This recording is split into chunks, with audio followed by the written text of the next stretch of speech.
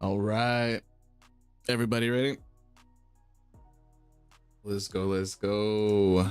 All right. What's good, YouTube? It's your boy Vexus, the Lurking Legend. Real quick, huge shout out to those of you coming in and liking the stream and showing some love in the chat. I see you, Straw Hat Lucas. I see you, Willa Dreams. I see you, Baby Love. I see you, Torimori. Thank you for once again for joining us for yet another Scarlet Pirates stream. This is so hype. This is probably one of the biggest cliffhangers we have ever left on. I'm gonna go a little bit hard on the recap today in case you missed it, but I definitely recommend going checking out the VOD. Yeah, just because we did not have our captain with us last week for our session, we do have the return of Captain Scarlet. That's where we'll be starting things off after we do some quick intros. As always, make sure to check out the links in the description to check out the TLA server. Join that if you want to be a part of your own One Piece D&D fun and adventures. Yes, Straw Hat Lucas, Wizard Hat Island is real. But we've got a whole bunch of other wonderful links in that description if you want to join my server, if you want to support any of these wonderful players here, or check out any of the other wonderful One Piece D&D groups in the TLA community. But that's enough of that. Let's go ahead and say what's up to our players. Let's start off with the Shipwright of the crew. We have Bang D Boom, played by Partypete. How you doing tonight, brother? Greetings and salutations. Living the dream as always. So, let's go. Excited for this session. It's very interesting predicament we've gotten ourselves into. So yeah, see if we can get out of this. Yeah, this is huge. This is absolutely massive. Next up, we've got our brother in arms reunited at last with the crew once again. We are glad to have you back on board the ship. We've got the medic / torturer of the crew, Lord Azrael, played by Ragnar, aka Lord Vegeta. How you doing tonight? I'm doing pretty good. We're using the captain as fish bait, I promise. Oh my god. Wild. We have next our Helmsman. Potentially, like, things could have gone so awry very early into last session, but things only went awry at the end of the session, leading towards the massive cliffhanger that we are on right now. But this guy like soloed, absolutely carried, and was like, I think he rolled nothing but above 17s the entire session. So major props to the helmsman of the crew. We have Davos, played by Torimori, aka Mikey D. My dude, you flatter me. Yeah. To follow all that up, I only rolled bad for the plot. So yeah, if you guys think that was chance, no, I did that on purpose. What's up, guys? Good to see everybody here. Yeah, that's my conqueror's hockey. I just control the dice.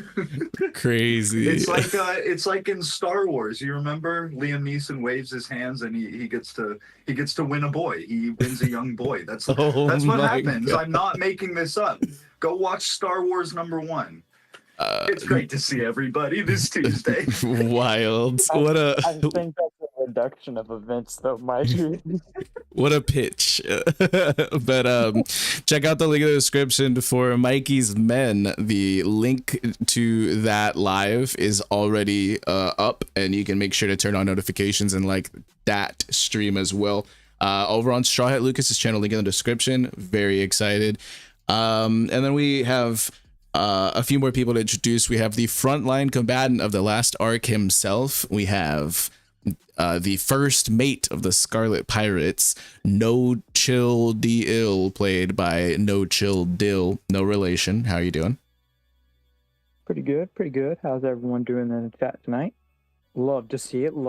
Great energy as always, boys. We're here once again to see the Scarlet Pirates solo. You know how we do. It's true. I heard y'all do that.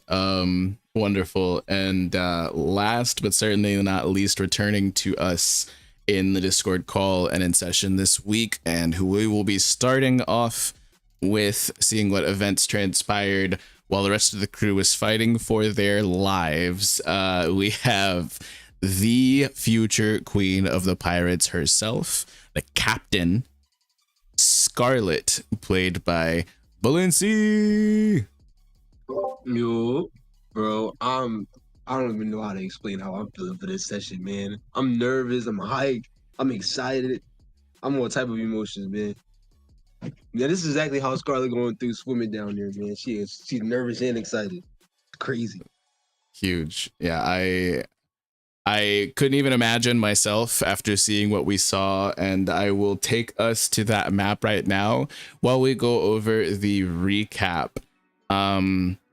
Last session, we did not focus on the underwater events whatsoever. We just focused on what was happening at the surface of the tourbillon, a centuries-old maelstrom existing in between the Red Rock and the King's Coast of Livneal, the north half of Livneal. We witnessed the crew succeeding maneuver check after maneuver check and getting further and further away from the beast and the center of the tourbillon proper, and skirting around the outer limits of like the actual maelstrom itself.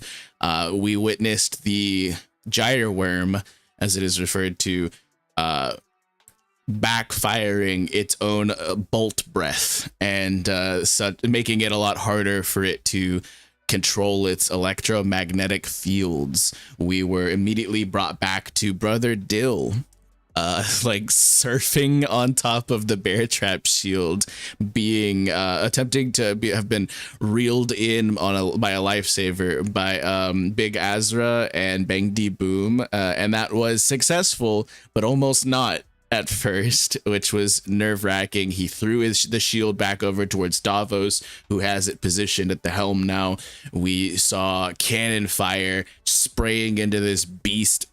We saw it doing a magnetic pull effect and then a magnetic push effect, and almost swallowing the ship whole after cutting through the middle of the tourbillon.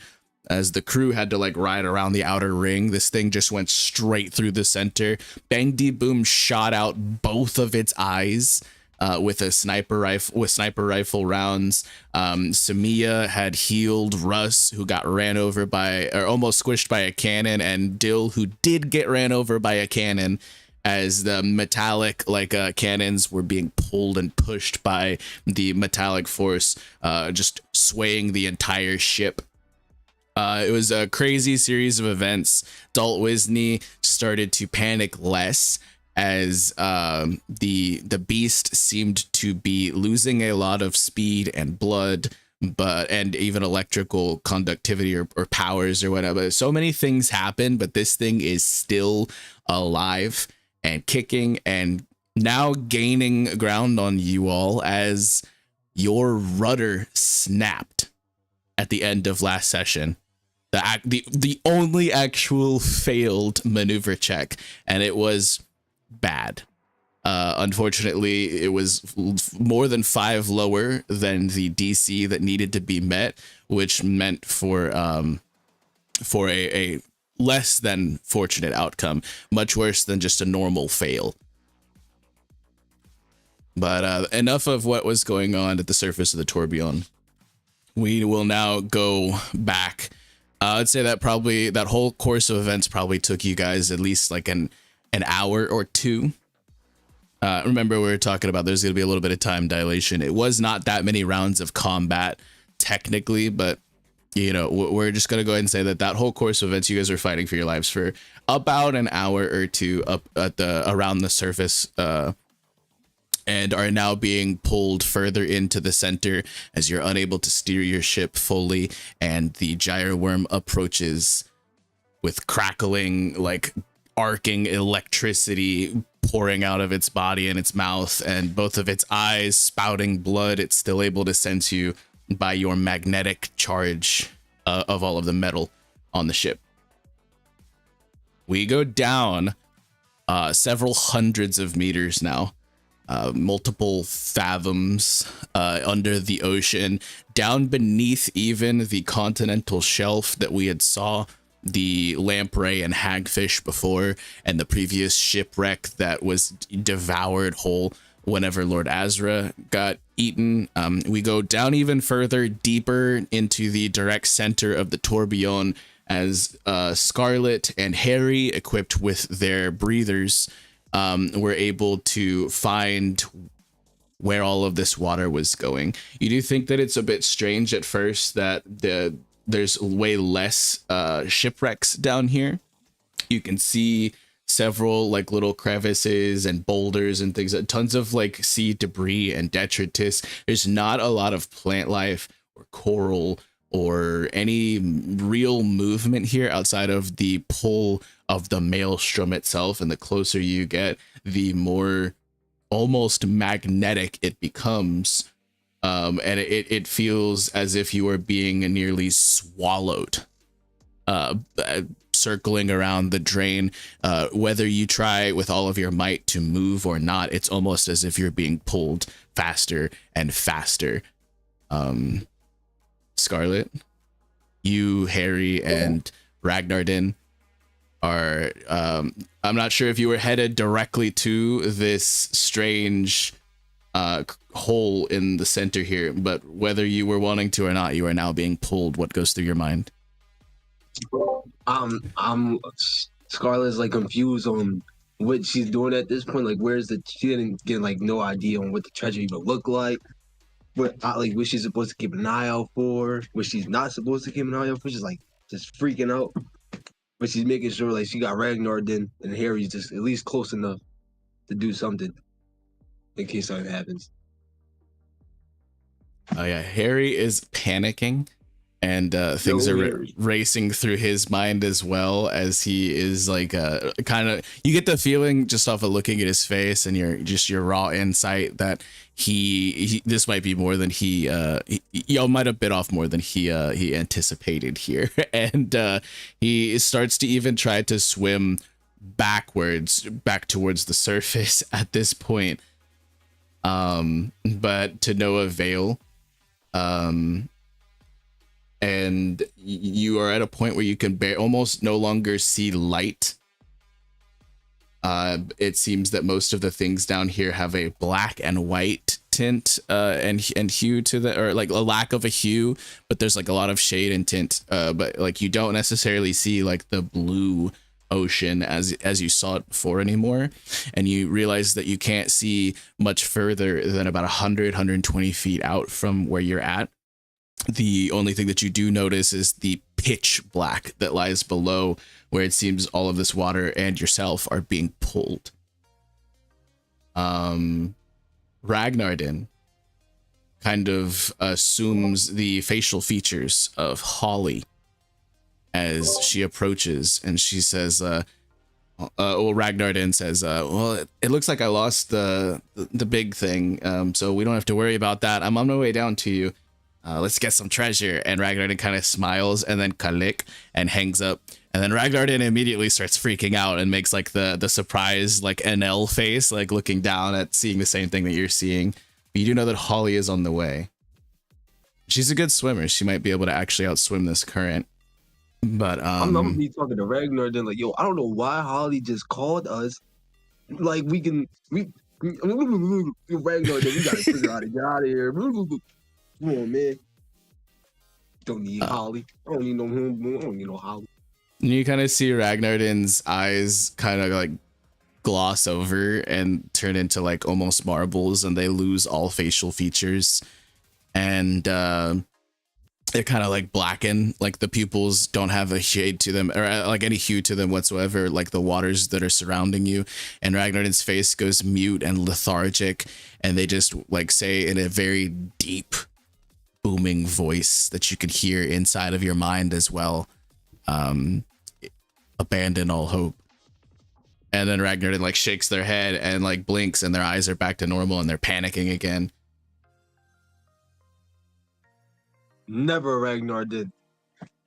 And what would Lord Azrael say if you heard you speak those words? Ragnar did. And they just look confused, and then Ragnar adopts Harry's like facial features, and you kind of hear like Harry's thoughts being telepathically transmitted through Ragnar.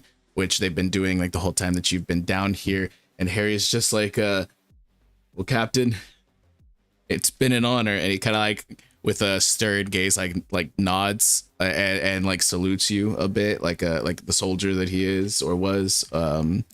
Wait, no, you better not be giving up. And the world becomes pitch black around you. And let's see. You notice almost no features as you are being pulled deeper into the depths. Wow, that map change wasn't smooth. Yo, I'm gonna say Scarlet, as it gets like pitch black, as you said, she like frantically grips on Ragnar's then shell and like grips on the hilt of her sword, just looking for anything that she could just catch a glimpse of, because obviously you can't see shit. Oh man, yeah, I'll be freaking out. You get the feeling like you could like, it's kind of like you can see this, but in like shades of gray and black and like there's no like light down here whatsoever. For Harry, it is pitch black, but for you, if you we're closer to like a rock face that's like jutting out from this like undersea cliffage here, you would be able to see it as like some dark shade of gray. You're not necessarily completely in the blind here, but you see by the look on Harry's face, which you can see Harry because he's close enough to you, that he is panicking, and you think that he is completely in the dark right now, but for some reason you're able to see still, but it's just barely. You know what I mean? And it's only things that are directly closer to you, and it's in only black and white. I'm a tuck Ragnar then on like in my pocket of my belt and grab onto Harry and like shake him. Get your stuff together. As this happens, you're going to notice out of your periphery with your passive perception a large, curved, shattered shard of glass protruding out of the cliffage. Make a dexterity save.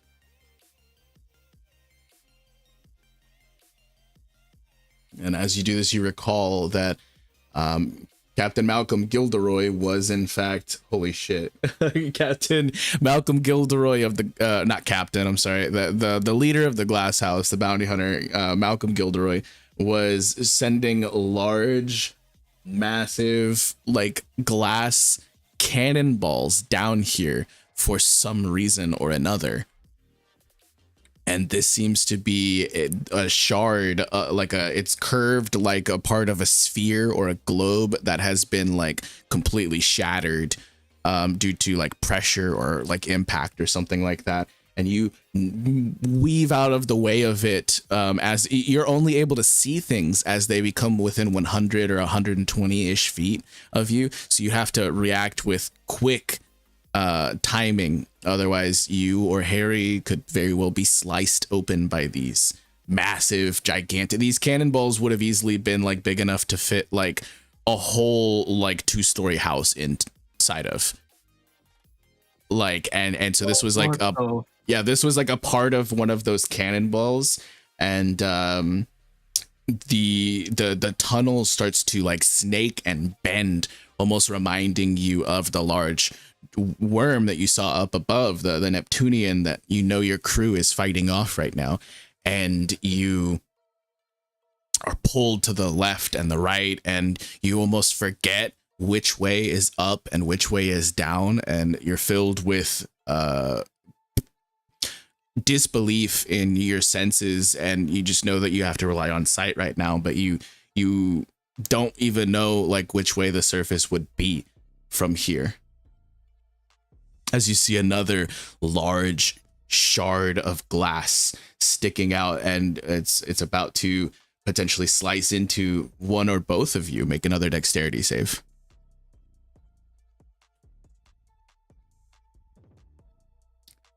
So that was 2. The first one was a crit. So we're going to go with that, as you are able to pull you and Harry completely out of the way of that one. Harry has no idea what's going on and is kind of dead weight at this point in time, but you know that he's your friend, he's your crew member, and you're not going to let him be cut by any of this. And they start to become more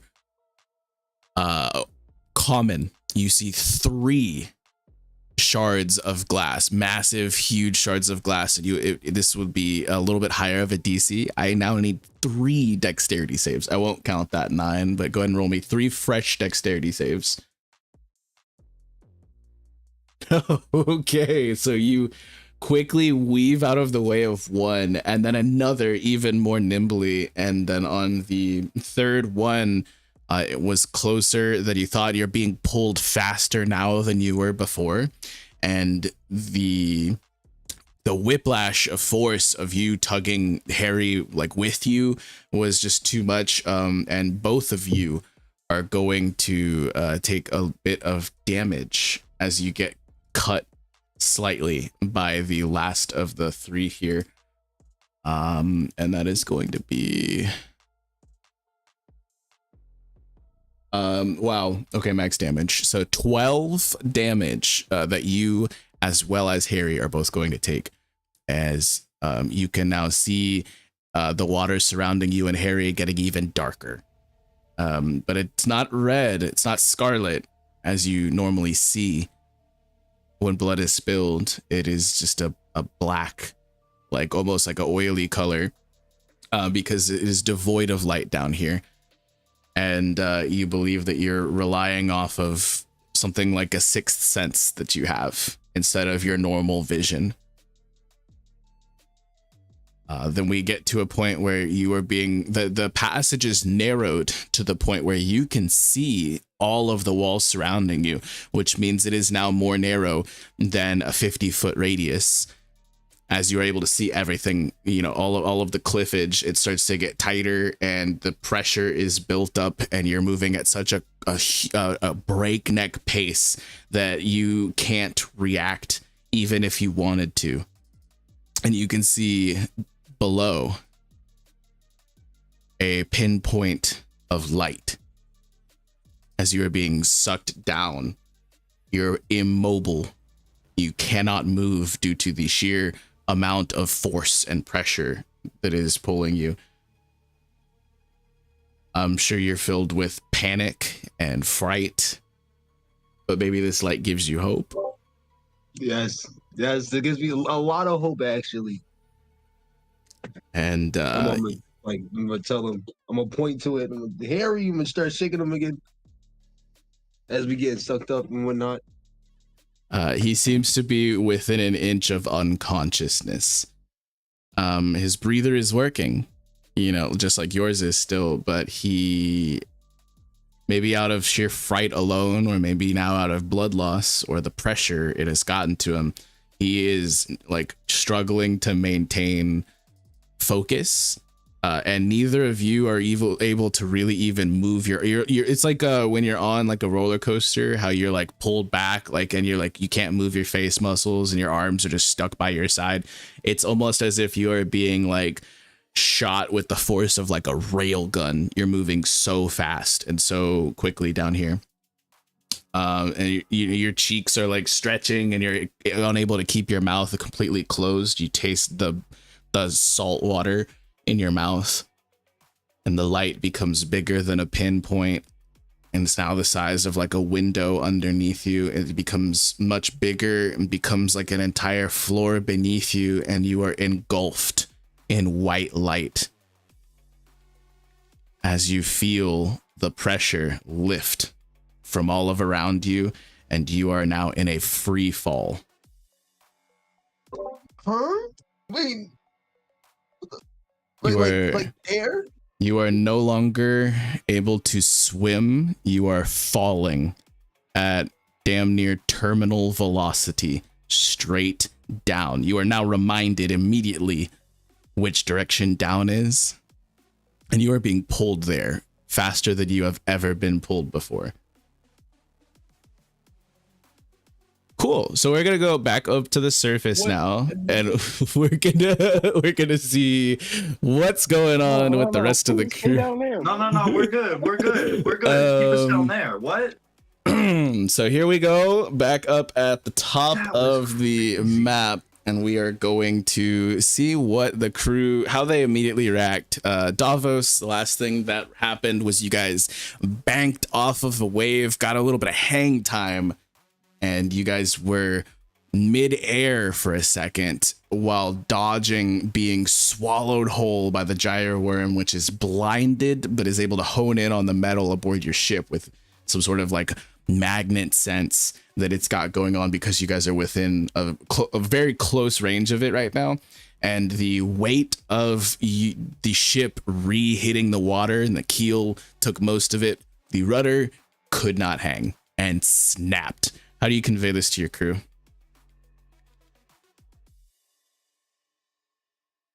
I'm gonna use thaumaturgy and cry out, rudder down. I fear to report, rudder is completely down. Yeah, I mean, obviously, I'm gonna like hop up and run, like, see what he's talking about. So just to clarify, because I know my character would have some knowledge of the ship. You're just talking about the wide part at the bottom snapped off, right? The actual like steering mechanism is still there. I think it's like the tail at the back of the boat. Right. Yeah. Right. That part snapped, but the thing to steer it is still there, right? So the you helmet, as I think is fine. you as a shipwright, okay. you would know that the rudder, without a rudder, or like some jury-rigged kind of rudder, or like full repair, like without a rudder, there is no steering the ship. You got the helm, but right now, I was saying, like, he has like the part where he like can move it to steer it is still there. It's the part that was under that snapped. yes. Okay. All right. So As I that guess I'm gonna freak out a happens, little bit. the wheel is being pulled from out of your hands. Your shield might fly to the ground. Make a dexterity save. Davos is just a DC 13. Yikes. The shield is flung to the ground, just out of reach of where you're at, and the ship that what you were attempting to correct the path of will tack like windward completely, and in the blink of an eye almost, the course is shifted as it starts to go with the current. And let's say you guys were like facing like maybe like 25 degrees off of like the way that the current was going to go. You are immediately within moments pulled to align perfectly at zero with the way that the currents is going. And this is going to rock everything aboard the ship right now, including the characters, and we will need a dexterity save from everybody on board. Just a DC 13. Crazy. What on earth? Holy shit, dude. Wild. Okay, so Bang passed. Davos clearly passed. What I will say is Bless is gone, unless you have recast it on yourself. Dill has passed. Ragnar, I'm gonna need a dexterity save from you, brother, and I will make one for each of the nomads very quickly. And by quickly, I mean it's gonna take me 5 years, because Roll20 be like that sometimes. This is Big Azra. Whew, barely. We got Dalt Wisney next. Dexterity. Just a regular dexterity save? Yes, sir. Davos is like all business in a way he has Huge. never been before, and he holds his footing really well, I guess, with that crit. And I wanna like hold Bang on the shoulder and be like, tell me what to do right now, and I can convey it to everybody in a second. Like I'm just all business, ready to hear the rundown. Hell yeah. So that was not a disadvantageous roll. So Russ got a 25, Samia got an 18. I think every single person here has passed. Am I missing anybody? I will roll for the Jin Project NPCs in a second. Softy Boy is the last one to make a crew roll real quick. This is his dexterity right here. Oh, so he is going to, after climbing back up into the rigging, be flung down from the rigging, and he will take even more fall damage. That's rough. I think last time I did say that it was 40 feet, so he is going to take 4d6. Not bad, 13. So Softy Boy takes another face plant from the rigging. Thankfully, it wasn't like a crit fail, or he would be overboard right now. But he just sticks his thumb up after peeling his face off of the planks again of the deck, and he's just like, oh, I'm good.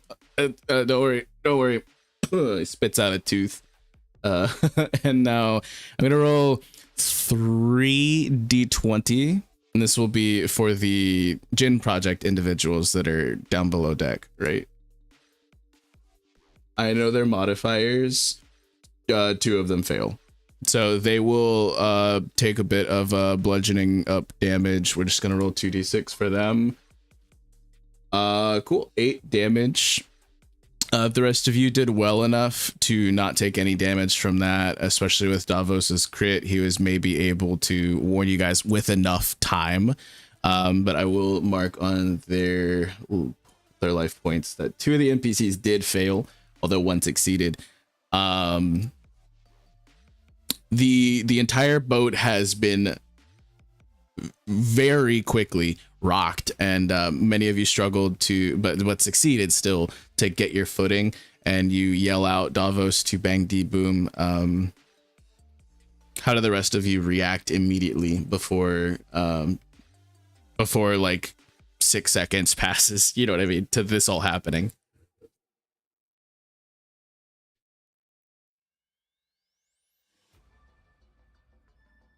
I mean, I don't know about the rest of them, but I guess I would respond to Davos. Okay. And, yeah, I mean, I guess if he's going to use thaumaturgy, I would tell him that to go into the storage and get me a sturdy and wide piece of wood. Pause. And I know I had some sort of workshop on the ship. Is there a grindstone in there? Yeah, you would probably have a decent setup, so I'll go ahead and say sure. Okay. Yeah, there's right. So basically all I'm trying to do is, because I know I have those glassware sets, I'm gonna take like basically what would be the butter knives and sharpen the edges of them, so basically they'd be like giant nails, and then I'm gonna get to work on crafting the rudder. Okay. Dill, how do you immediately react to the ship just completely getting like jerked and now being just kind of helpless to the tides after you guys almost got straight swallowed up, and Davos yells down to you all with his thaumaturgy?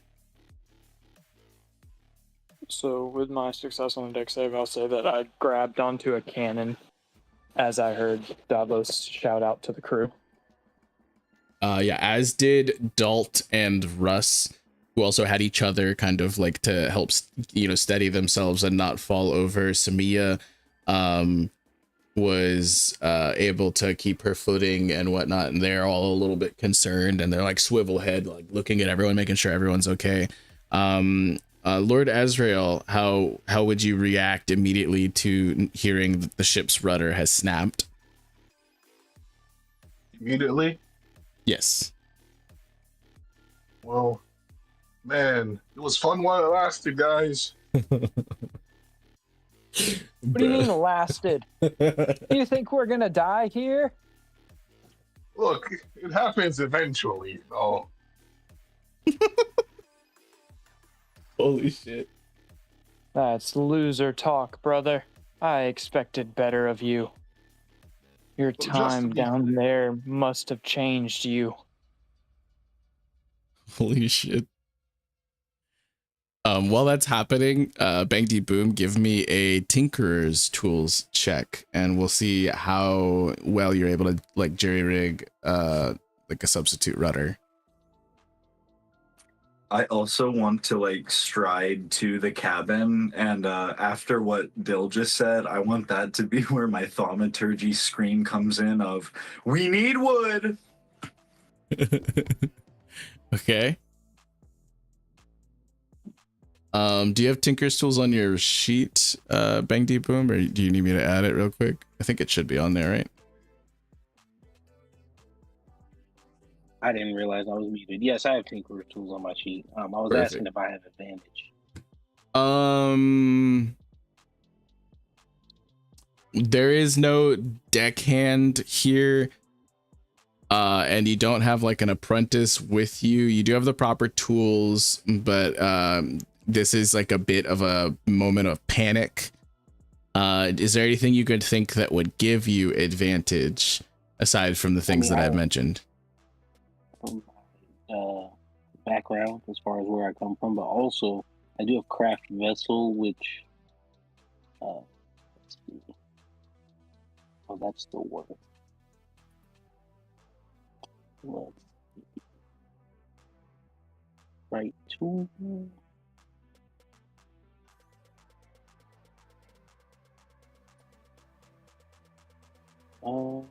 Yeah, I mean, besides my background, I don't think I have anything specific. I'll say just because of the sheer like panic of the moment, it will be flat. Although usually I would give you advantage, especially if you had somebody helping you out or something like that.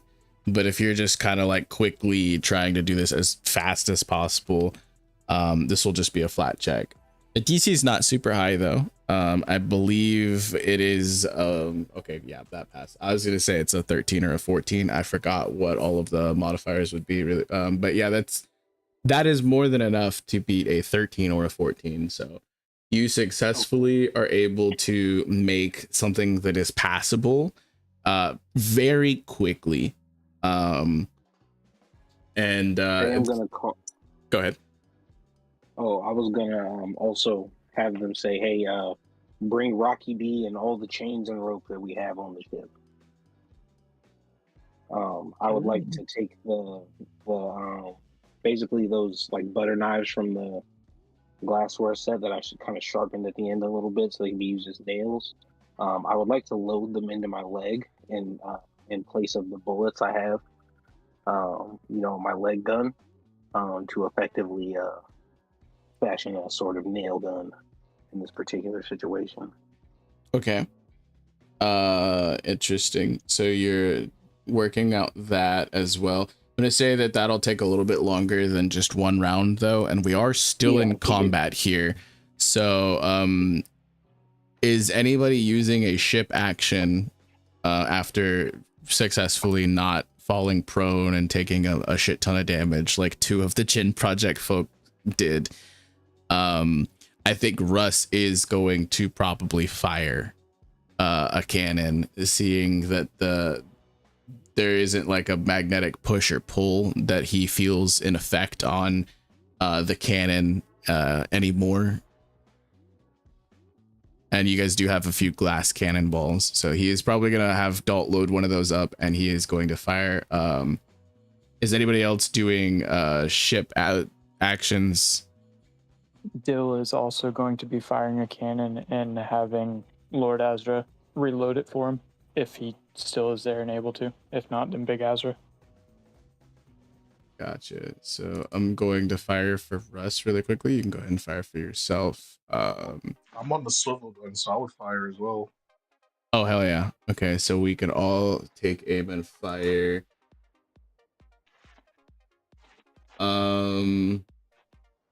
Okay, so Russ definitely hits. Do you have Samia and Big Azra helping you, Dill? So you do have advantage. So the 17 will be better than the 6, but it still does not hit. Okay. But the 21 does hit, and you are within range for the swivel gun. If you have not already reloaded it, you do need to use your bonus action for that, though. The ship bonus action for that. It was already loaded. All right, fire away. What's her name? She loaded it for me before she left. You're correct, Yeah. Samia. Samia. Is that who you fired? Fire? Wow, what a 23, huge. That also hits. You can just click attack in the chat, and it should roll the damage. Or do you need me to do that for you? 7. Okay, huge. So, so 7, and then let's see what Russ's damage. Bonus action to reload. Okay, and Russ with the 21 is gonna fire in with another 7. Okay, huge. Wait, we had a glass cannonball. You're correct. So that is, what is it? It's like 46, right? I believe so.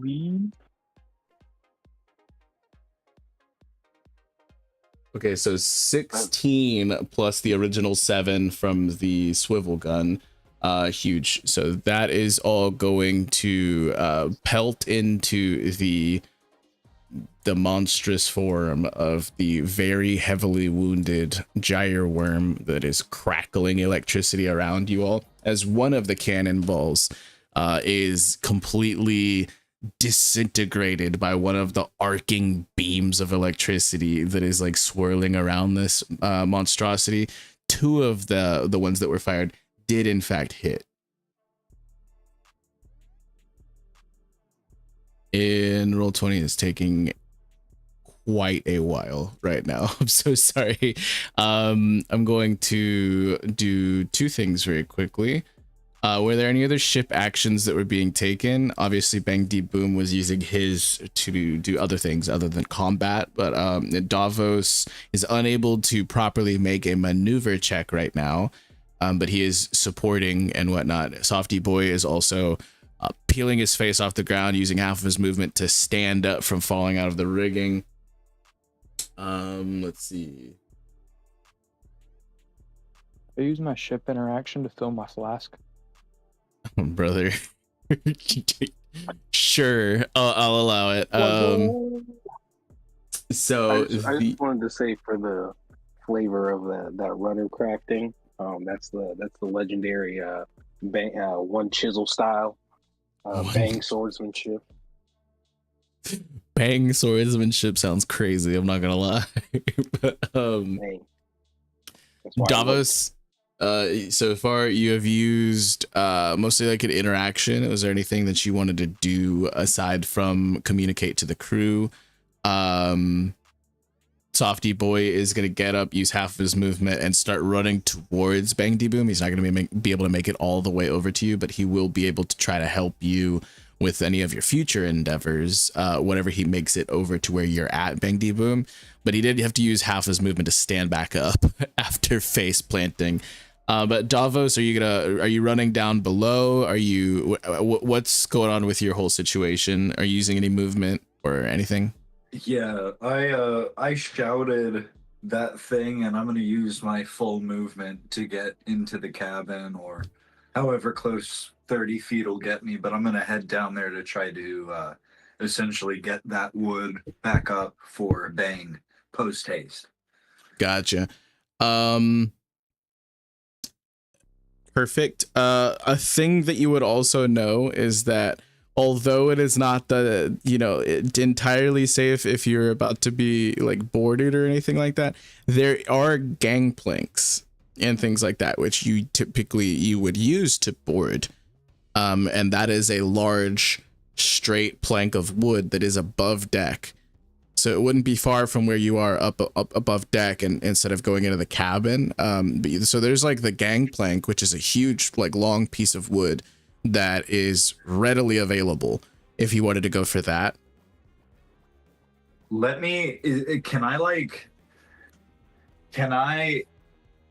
In my head, I feel like that would be too skinny. So like, could I just hold it up for Bang and be like, will this do? Do we have more than one? Yeah, you would have 3 actually. Oh my. Bring them all. Bring them all. I'll put them together. Boy, get over here. Help me with this. I'm Why gonna is gather this them ship- up and like. Why is the ship typing in Wait. chat? Come on now. This is also the perfect song for this. The Bouterman is real. Crazy. Well, you know what they say, that it's either a well-loved ship or a ship that is doomed. That where a Klabauterman does manifest. Jesus. You gotta lay that on us. Hey, I didn't do it. Oni did it. I'm just pointing it out, okay? Like, but crazy.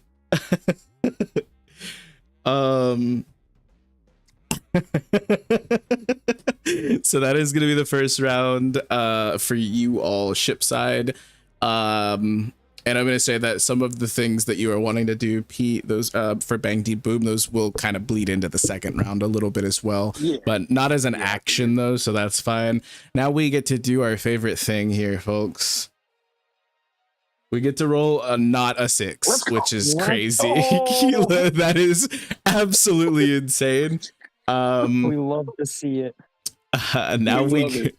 to recap to anybody in the chat who was not here or present for last session, there was a critical failure on the bolt breath of the gyre worm last time, meaning that now instead of rolling a 5 or a 6 on its recharge die, it has to roll a 6, which it has not done since that critical failure.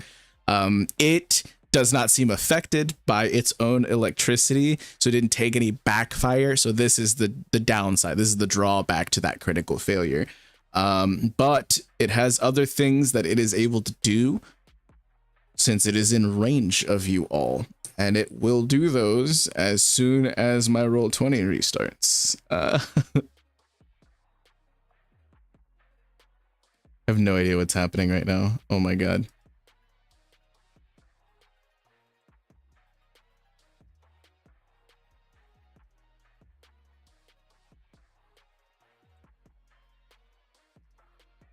We could just ignore the Sea King's turn, bro. It's fine. I don't know about that. I really don't. I know what its modifier is, but like I don't know why its sheet is not opening because I've clicked on it like 6 times. Oh, there we go. I found it. So it is going to, after failing to engulf you all in its gigantic crackling maw, is going to, from underneath the ship, a massive tail fin of this creature that looks strangely familiar to Lord Azrael is going to pop up from underneath the water and attempt to coil around you all like a kraken's tendril. 23 does hit, and this will affect the ship's keel.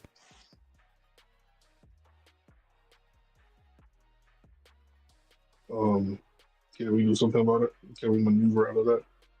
Maneuvering is actually not currently an option because the rudder. Yeah. Can we? As- Can I use my action guards instead of a new turn? I have a shield spell. Can I put my shield spell on the ship? No, It unfortunately. wouldn't help. No, It would, actually. No, it wouldn't.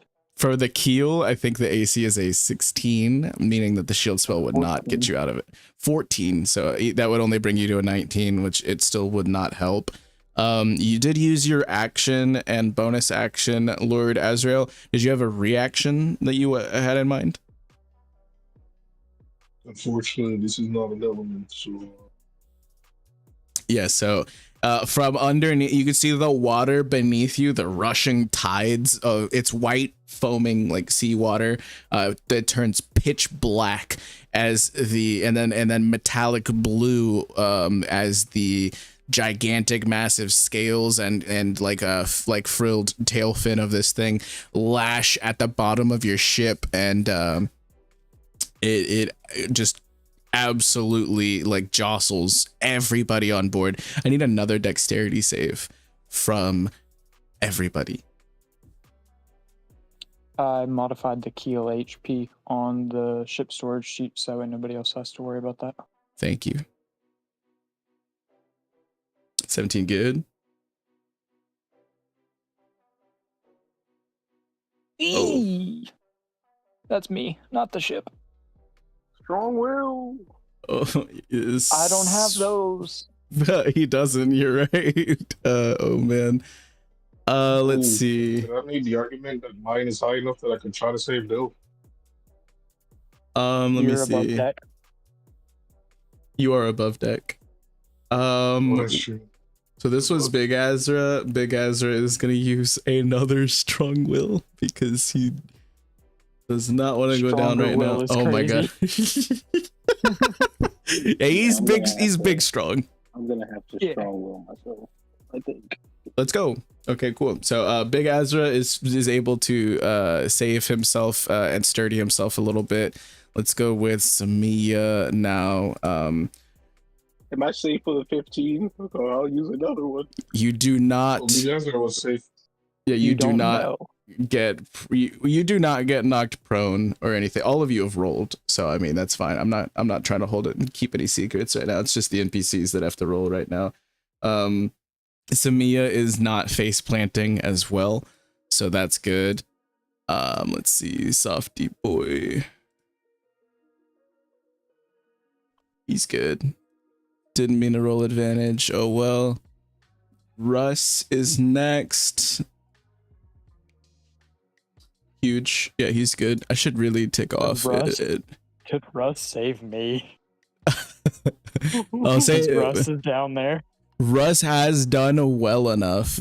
Big Azra needed to use 2 of his strong wills. I did roll for Samia, and she had to use strong will as well. So Russ is. Let me roll for Dalt Wisney and see, because he would save his sister before saving you. I understand that. So we'll see how Dalt does. No, he's not going to help you. He is going to try to help his sister, and I will say that we'll see. She has 2 uses of this. Oh my god. So she rolled a 6, and I'll say with Russ's help, it's not a critical failure. It's just a failure. The goal was a 13 once again. I believe everybody succeeded except for Dalt and Dill. Yep. Perfect. So Dalt and Dill will both take 6 bludgeoning damage as they are thrown to the ground prone. Okay. And that will begin the ship's turn. So what would you all like to do now, ship side? As many of you maintained your footing, some of you were thrown around and like ragdolls and whatnot. And Davos, if you would like to move the ship 20 feet on this map, it has to follow the current like line that you're on. Like it cannot be, so you're getting slightly pulled inwards. Is that okay where I had it to? Yeah, that's good. I was about to say, that was just me pinging it so that way y'all knew where the final point was. Yeah, my pings are like purpley, I think. It's whatever color that my box is on the bottom. But yeah, that is perfectly fine. So the ship has moved from last round, and then bang de boom, you are good with a 15. You are not knocked prone or bludgeoned or beat around or anything like that. It does prove to be very difficult to focus on work while all of this is happening. And you're also a little bit maybe concerned for the keel of the ship, knowing the component parts and things like that. But one thing at a time. Yeah. Go ahead. Oh, go ahead. No, you go. I was gonna do something after. I was gonna ask how far I am from getting down to the keel. Like how much? Since you were above deck, you would be able to make it to like the back of the ship on your last round and like start to like fiddle with things and whatnot, just with your normal movement and action economy. If you would like to try to like hoist yourself down, Softy Boy is running up behind you and he's just like, what do you need? What do you need from me? And you would be able to attempt to dip yourself into the water this round, and we will see how that goes. Okay. Well, before I dip myself into the water, I am gonna those chains and rope that I asked for. I'm going to Rocky B starts like marching out with his very loud steps. You can hear him kind of like getting pushed up the stairs, and they're like, come on boy. And there's like someone's like sitting on his back with like a fishing rod, and they're dangling like a piece of cactus fruit or something like that, like in front of him. And he's just like, he's just marching up over towards you at the aft of the ship right now. And as he does, you could feel that like this half of the ship gets a little bit more weighted down, just kind of counterintuitive to what you were wanting. But he does arrive. Great. So I'm going to basically use him as my anchor before I go over the side of the ship, tie the chains around me and things like that. Is the keel a size that I can like strap it to my back? Yeah. So normally a keel. Not the keel, I'm sorry, the rudder, not the keel. Oh yeah. Normally the rudder is that like the surface area of a rudder is directly reliant on like the dimensions of the ship and like the weight and tonnage of it and things like that, and specifically how much of it will be underneath the water or the draft of the ship and its displacement. So based off of this, it's not a large ship. It's not like a galleon style ship, or like it's just a bark, and so it's just big enough to have 3 sails. A simple standard size rudder would do, which would be no bigger than like a chest plate, like on a piece of armor, So yes, you could carry it. Oh, okay, I can carry it. So that's great. So yeah, I'm gonna I have my little tools on my hip that I need. Nails loaded up in the leg. And I guess I'm going to say, hey, can somebody be up here to watch these chains? So if I tug on them, they can start pulling me back up. But, once that's in place, preferably, big Azrael, somebody like that, to hold the chains with Rocky B. That would be fantastic. But yeah, as I make my way down, the first thing I'm gonna look at is the keel once I get down there. Gotcha. So, what is your passive perception? This is gonna be very rough conditions. Ooh. As you're in white water right now. You know what I mean? In like 15. So we're gonna give you a -2 on that passive because of the conditions that you're currently in and whatnot. With that passive, you are not able to currently see, but if you want to make me an active roll, you will need to hit a 15 with that though. Or higher. Huge. Oh, let's go. Yes, sir. Yes, sir. You do see that the keel is still, it's not split currently. You have no concern of it falling off of the ship at this moment. You don't think that, you're taking on any water in the bilge unnecessarily or anything like that. You feel okay about it, but you don't know how much more it can take. But it looks like it's in decent shape right now. However, this rudder is completely snapped off from where it would normally connect, and it's going to require like a whole nother bracket. It's not like you just kind of like affix a new piece to the same, but you're going to kind of have to jerry rig some things together here. That's why I got the idea. What I was thinking with crafting the rudder is like the top piece. I was going to kind of carve out like the round part, like a round part at the top, so it could kind of fit in where the where the piece broke off, and then use the glass nails to fix it in place. Perfect. So yeah, there's right now there, and you understand exactly how a rudder is kind of like connected through a system of wires and pulleys to the helm and that there is an immense amount of pressure that will pull this cable up. If you're not careful detaching it and things like this, will be a bit of a fix here. You've used your full movement. I'm gonna say you can give me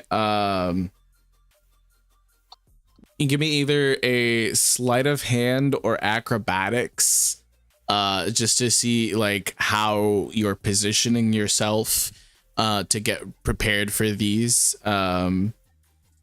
Because it's very unideal conditions right now.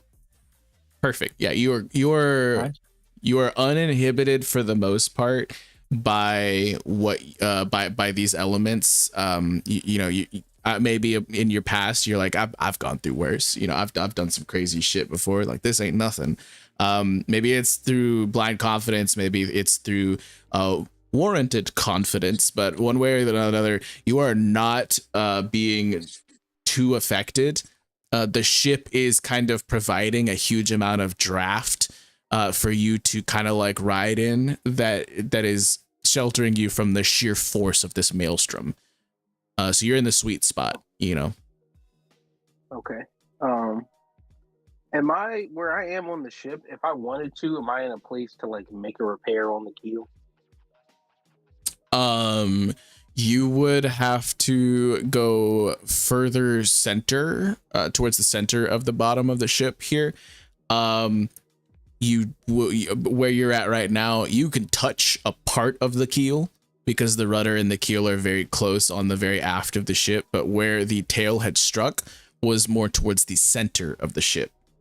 So you're pretty far away from that, as the ship is about 100 feet long.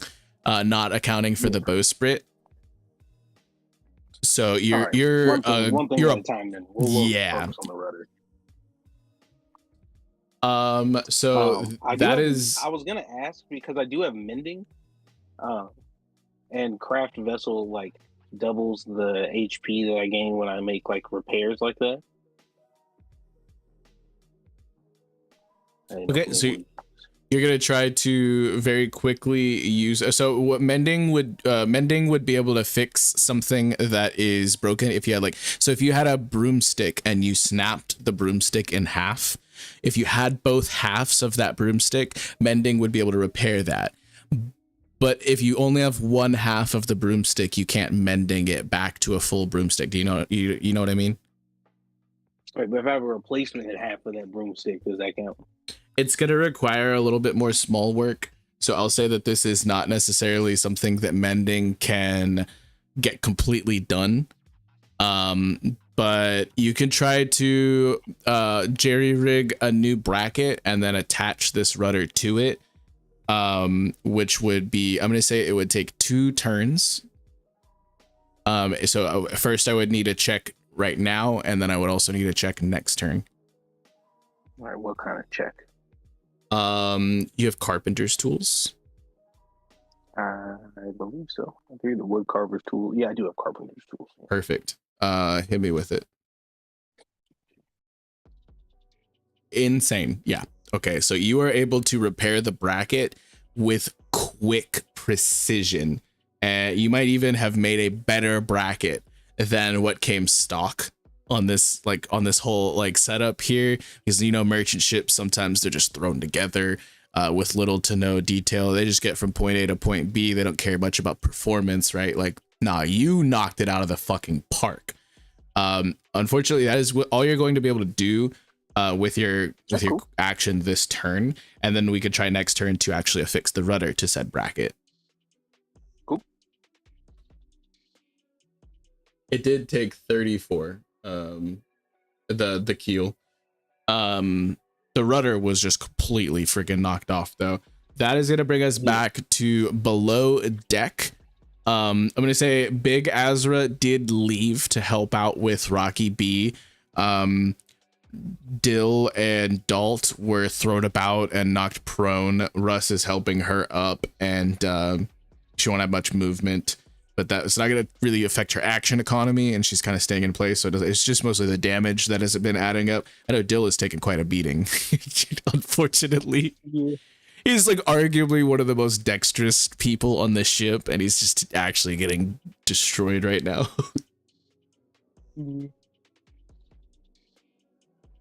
But we still have Lord Azrael up above on the swivel gun. We have Softy Boy and Big Azra are up above helping Bang D Boom. Davos, are you also there, or do you have other things that you're helping out with, or what do you got going on? You just kind of waiting for like the thumbs up so you can get back on the wheel? Oh, well, if I'm carrying over those, did I already carry over those gangplanks with Boy? Yeah, we'll say that happened last round. Okay, then, I guess if that's done, yeah, I'll await further orders up here, or, I'll await further orders up here, and I'll tell Boy, head below deck. You'll be of more use there for now. Check back in like 5. He just kind of nods and says, "Aye," and he's gonna like hand you the chains, and like Big Azra and you are now helping out, hoisting Bang D Boom as he fixes the rudder. Down below, he will start to run. He won't be able to get there quite this turn, but that's gonna take us to Dalton Russ. Russ is picking up, and he's like, "You gotta be more careful." Like, and she's just like, it shouldn't have this much energy still, and she's just kind of like looking a little bit confused. Big Azra is not there to help you anymore. He's working with Rocky B Dill, but Samia is like gonna kind of like extend a hand to you and like help pick you up off the ground if you accept her offer. And then Dalt is immediately gonna brush herself off and be like, it's no problem. We gotta get these cannons loaded. Come on. And like she's gonna use her action to load a cannon. What do you do, Dill, as Samia reaches out her hand? I accept her hand, and with that effort, I kind of do almost like a kip up to stand up off the ground. Like, Huge. right, But enough falling. what's your Enough of all HP? this. 26. Oh, that's not bad. Yeah. Yeah, no. So, enough falling, enough of all this. We're beating this Sea King, and we're getting out of this whirlpool. I hate water.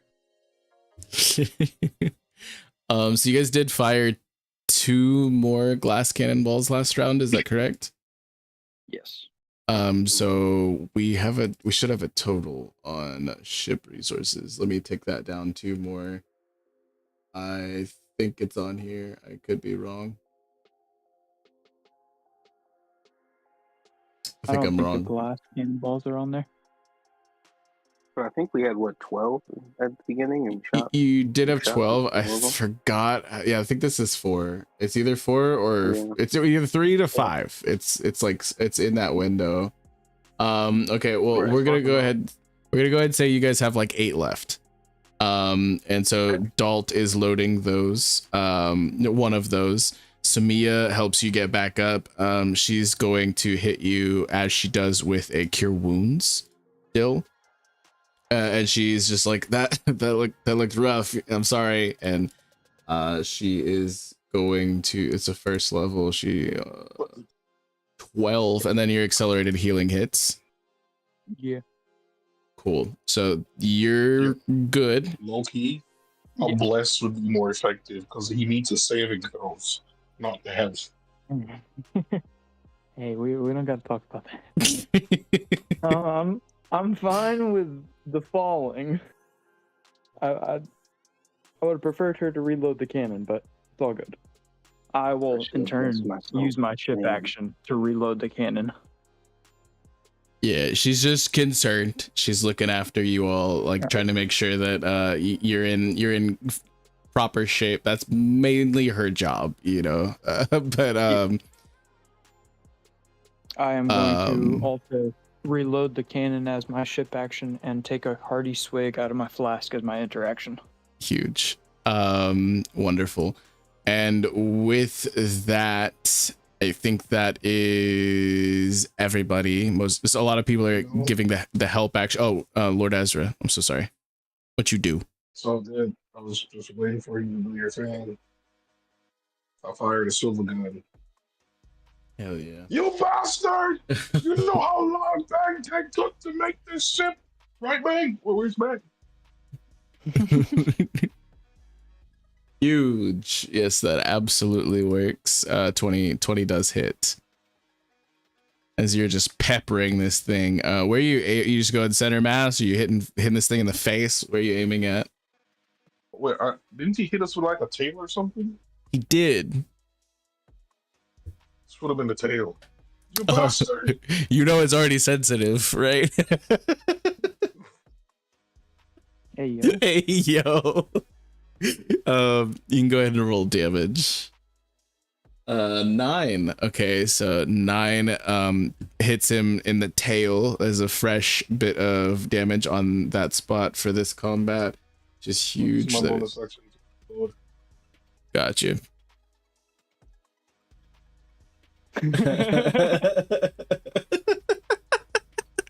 I'm deceased. So that's a dead on shot.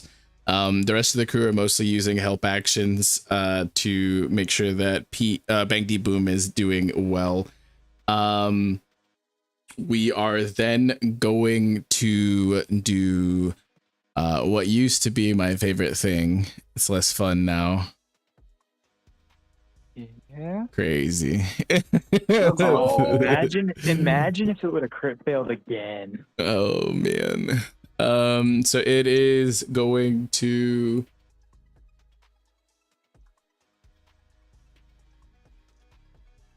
reach out towards you all with an appendage.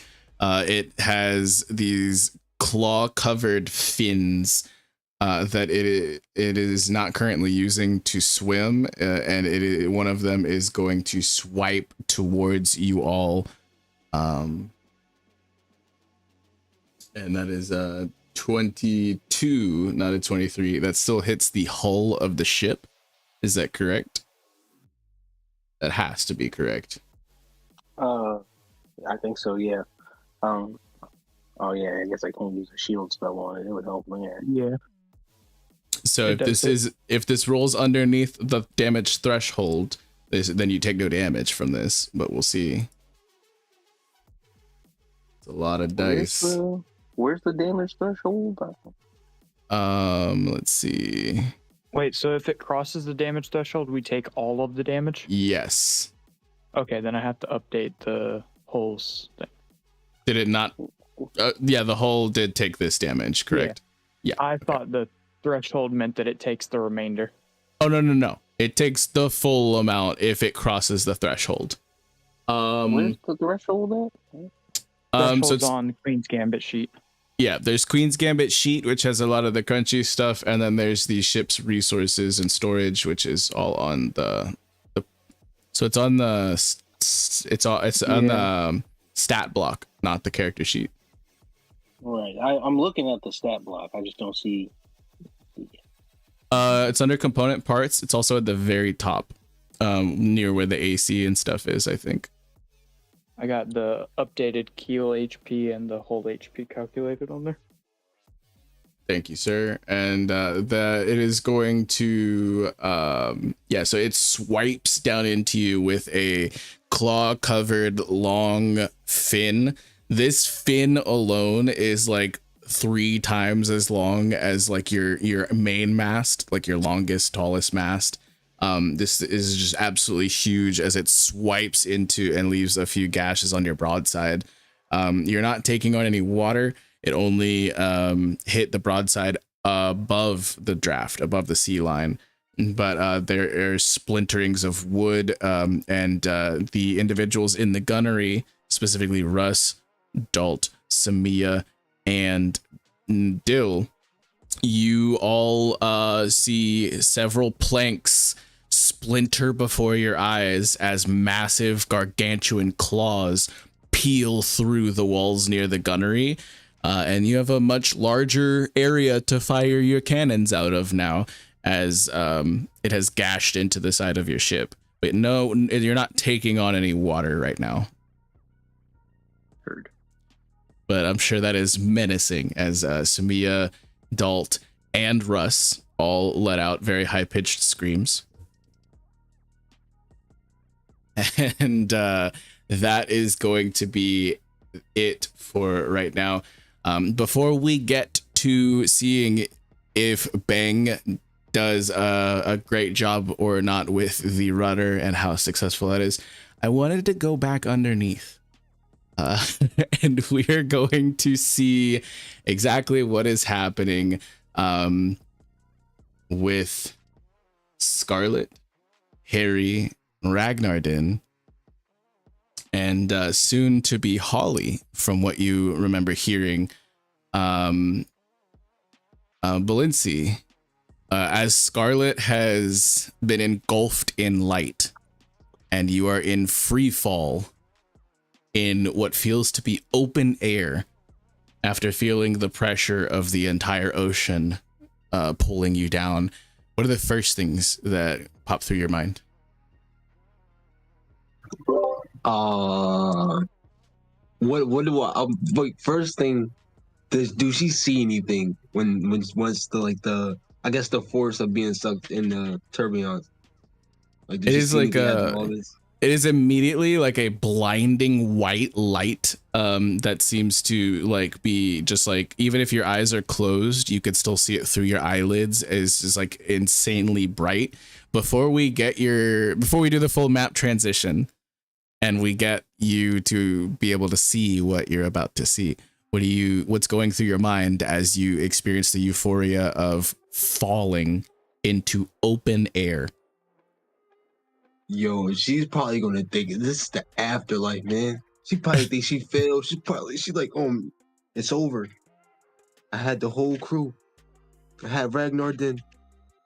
We had the port, and it's all over. She just closes her eyes, hoping that something happens. You can still feel water just like pelting down or all around you, as if you were going down a water slide or like in free fall in the middle of a waterfall. As you are now falling in mostly open air, you are reminded which direction is down. And after the blinding light ceases to, your eyes adapt a little bit, quickly, shortly after you are falling, and you see all around you. What the fuck? You're in the middle of a waterfall, falling hundreds of meters straight down. And below you is a massive, what seems to be like a crystalline surface, maybe, where the water is hitting and immediately dispersing in all directions. And all around you, you see just sparkles dancing across this cavern as you feel like you are looking at the stars, like back when you used to as a child. Maybe what got you into, navigation in the first place. You notice it looks like there's nebulas or galaxies like in the distance, light glinting from within this crystalline core of sorts that this water is just berating as it falls straight down. Harry opens his eyes as well and is looking all around, astounded.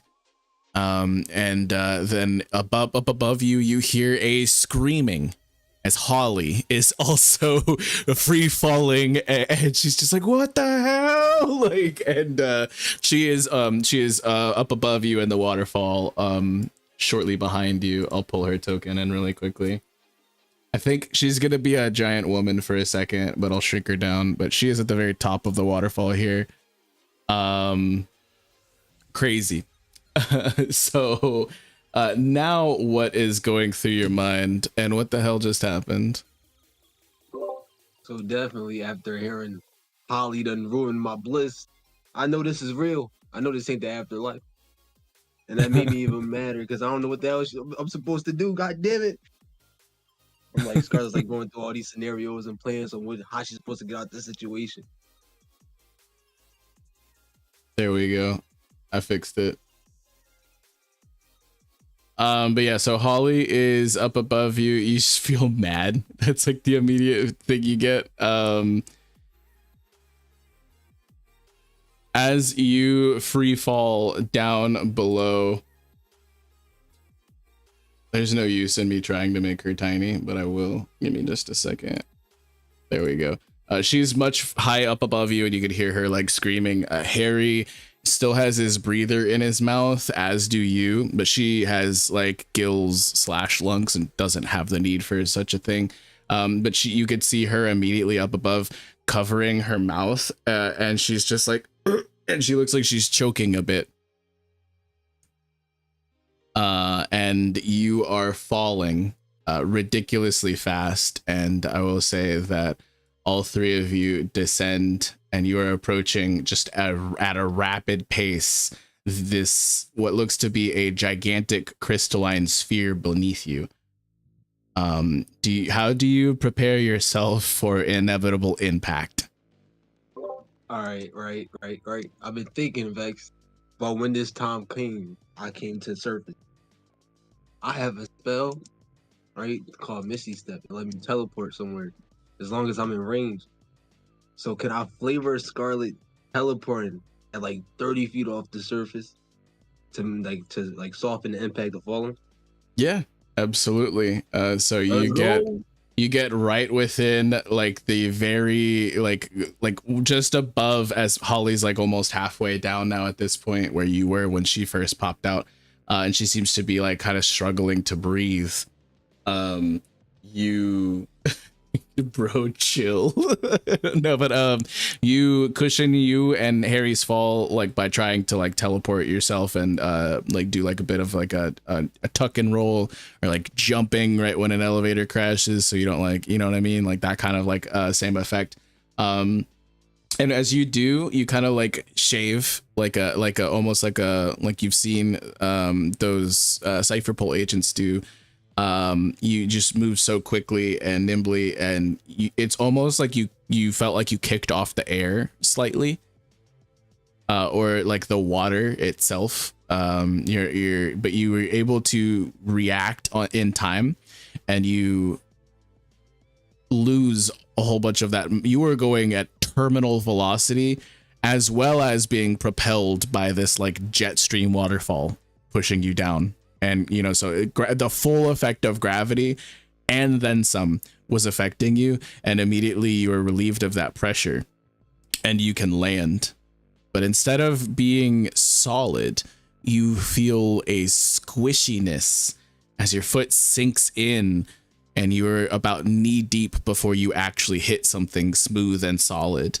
And there is a bit of like a jelly like consistency covering the hard outer surface of this crystalline structure, and you're about knee deep in that like jelly like structure right now.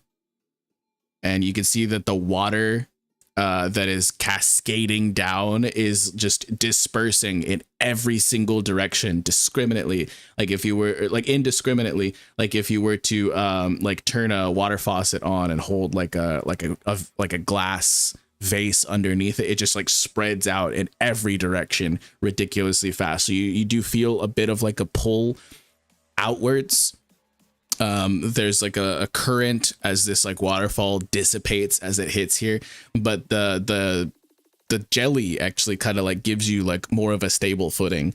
You can move a little bit as you like try to pick up your feet. The jelly isn't like quicksand, it's not like keeping you stuck where you're at, but it is helping you not get whisked away by like the torrent of this waterfall pouring outwards. Question: am I able to pick this jelly up, like separated from the surface, like kind of like if you break a rock off like a boulder or something? Yeah, you want to get like a handful? Holly's like still falling down also. She's like absolutely freaking out. I'm gonna take like 2 handfuls, just stuff to inside the bag of holding and say hope it's useful later. Yeah, Harry is just like looking around and is like super confused, and he like seeing Holly up there, he just kind of thinks for a second, and he like looks to Ragnarden, and Ragnarden's face like turns into Harry's features, So Ragnar has like red hair and like a little scruffy beard and like worried eyes on his face, and he's just like, Captain, I don't know if this is fresh air down here, if we should be taking these breathers off. She seems to be having a tough time. And Holly is like coughing and choking, and like you can see like while she's within the waterfall, she still is like fine, but if she like is like she's not able to like breathe the air like the same. Does that make sense? Yeah, that makes sense. I get what you mean. So Harry recommends through Ragnar as a mouthpiece that you guys keep your breathers on while you're in here. I want to try like, how do I want to flavor this? I want to like point to like my like our mouths and like give her like the sign like, you need, like, where's your breather at? Like, you need one of these, man, or you're cooked. She's just panicking and she's in free fall right now. Like oh, she's big again. I'm just gonna keep her that size. It don't matter. But yeah, Ragnar is just kind of like looking around, and you can see like just like countless light refracting through the sphere beneath you, and the jelly is translucent, and it seems to be like letting this light carry through it without it refracting it at all. But there is like what looks like to be like a glass sphere, but it doesn't give you the same vibes that the glass house gave you. This actually looks almost to be something more of like solid diamond. You peer through and you get like you probably like look and try to, and with your passive you're able to notice that speckled all throughout it there are pieces of gold dust shimmering. There are gleaming precious gems such as rubies and emeralds and sapphires and things like that are all just like shining prismatic, like huge gigantic rays through them. They almost seem translucent, and beneath a thick layer of what seems to be like a frozen gallery of gemstone deposits and maybe treasures, centuries worth of it, you can see rippling underneath. It seems that some of the light that's shimmering, it looks like light that is passing through water. You can see like rippling and wave like effects, and even creatures swimming underneath this crystalline surface within this dome or sphere of sorts that you're standing atop. What yo I'm gonna tell I'm gonna like am I able to communicate to Harry through Ragnar then? Yeah, absolutely. I'm gonna talk through Ragnar then and say we gotta catch Holly, man. I don't know if we can survive without her. We gotta hold her hands out. I hope he gets the message. Harry nods, and he is going to attempt to catch Holly as she falls. And I want to help, so we go. Yeah, it's fine. I'm not gonna make y'all roll for it, especially because there's squishy jelly bits all around. It's fine. You guys catch her, and she's struggling to breathe the open air, and she just immediately slams her face down into the water. That's like, it's about like, because the jelly is like about up to your knees, the water is about up to your waist, so there's like a thin layer of water that is like rushing outwards, like that is being deposited from the ocean above, and she is only able to properly breathe within that thin layer. So Harry quickly like jury rigs like a little like a it's gonna sound wrong, like a leash basically. And she is going to lay down flat and be anchored to him, so she doesn't get carried away because the water's dispersing in every single direction. And Harry is just like not judging her at all and not trying to laugh whatsoever, but she is now able to speak, But you guys, if you can't really hear her without it being like a little bit muffled, so just act like you hear her from like the next room over or like down the hall. You know what I mean? Like because she's speaking through the water. Mm-hmm. And she's just like, what the actual fuck? Oh my God, where are we? What is this? This is crazy. And she just is losing her absolute mind. She's just like, this has been below the ocean the whole time. Like, is this what? And she's like, she's freaking out, and she's like catching like her breath underwater, and she is just having such a difficult time processing this. And she like looks down and points through like the crystalline sphere and the like jelly coating it and whatnot. She's like, what the hell is that? And you guys could see. Hey. Go ahead. Get, come on, bro. We gotta tee up, man. We can't be getting fascinated about all these different sights we seeing. She said, look at it though. And she points through the gold dust and the precious gems and the solid diamond sphere at some of the rippling and cascading waters beneath this cataract. And she is going to her directly at like where her finger points. You could see what looks to be a monstrous see-through, like almost, it's like you didn't notice it at first, but you blink and you like shake your head a little bit and you see it now. This gargantuan form, like on par with like the size of like the sea behemoths, like at the beginning of like the Skypiea and like after Jaya arc.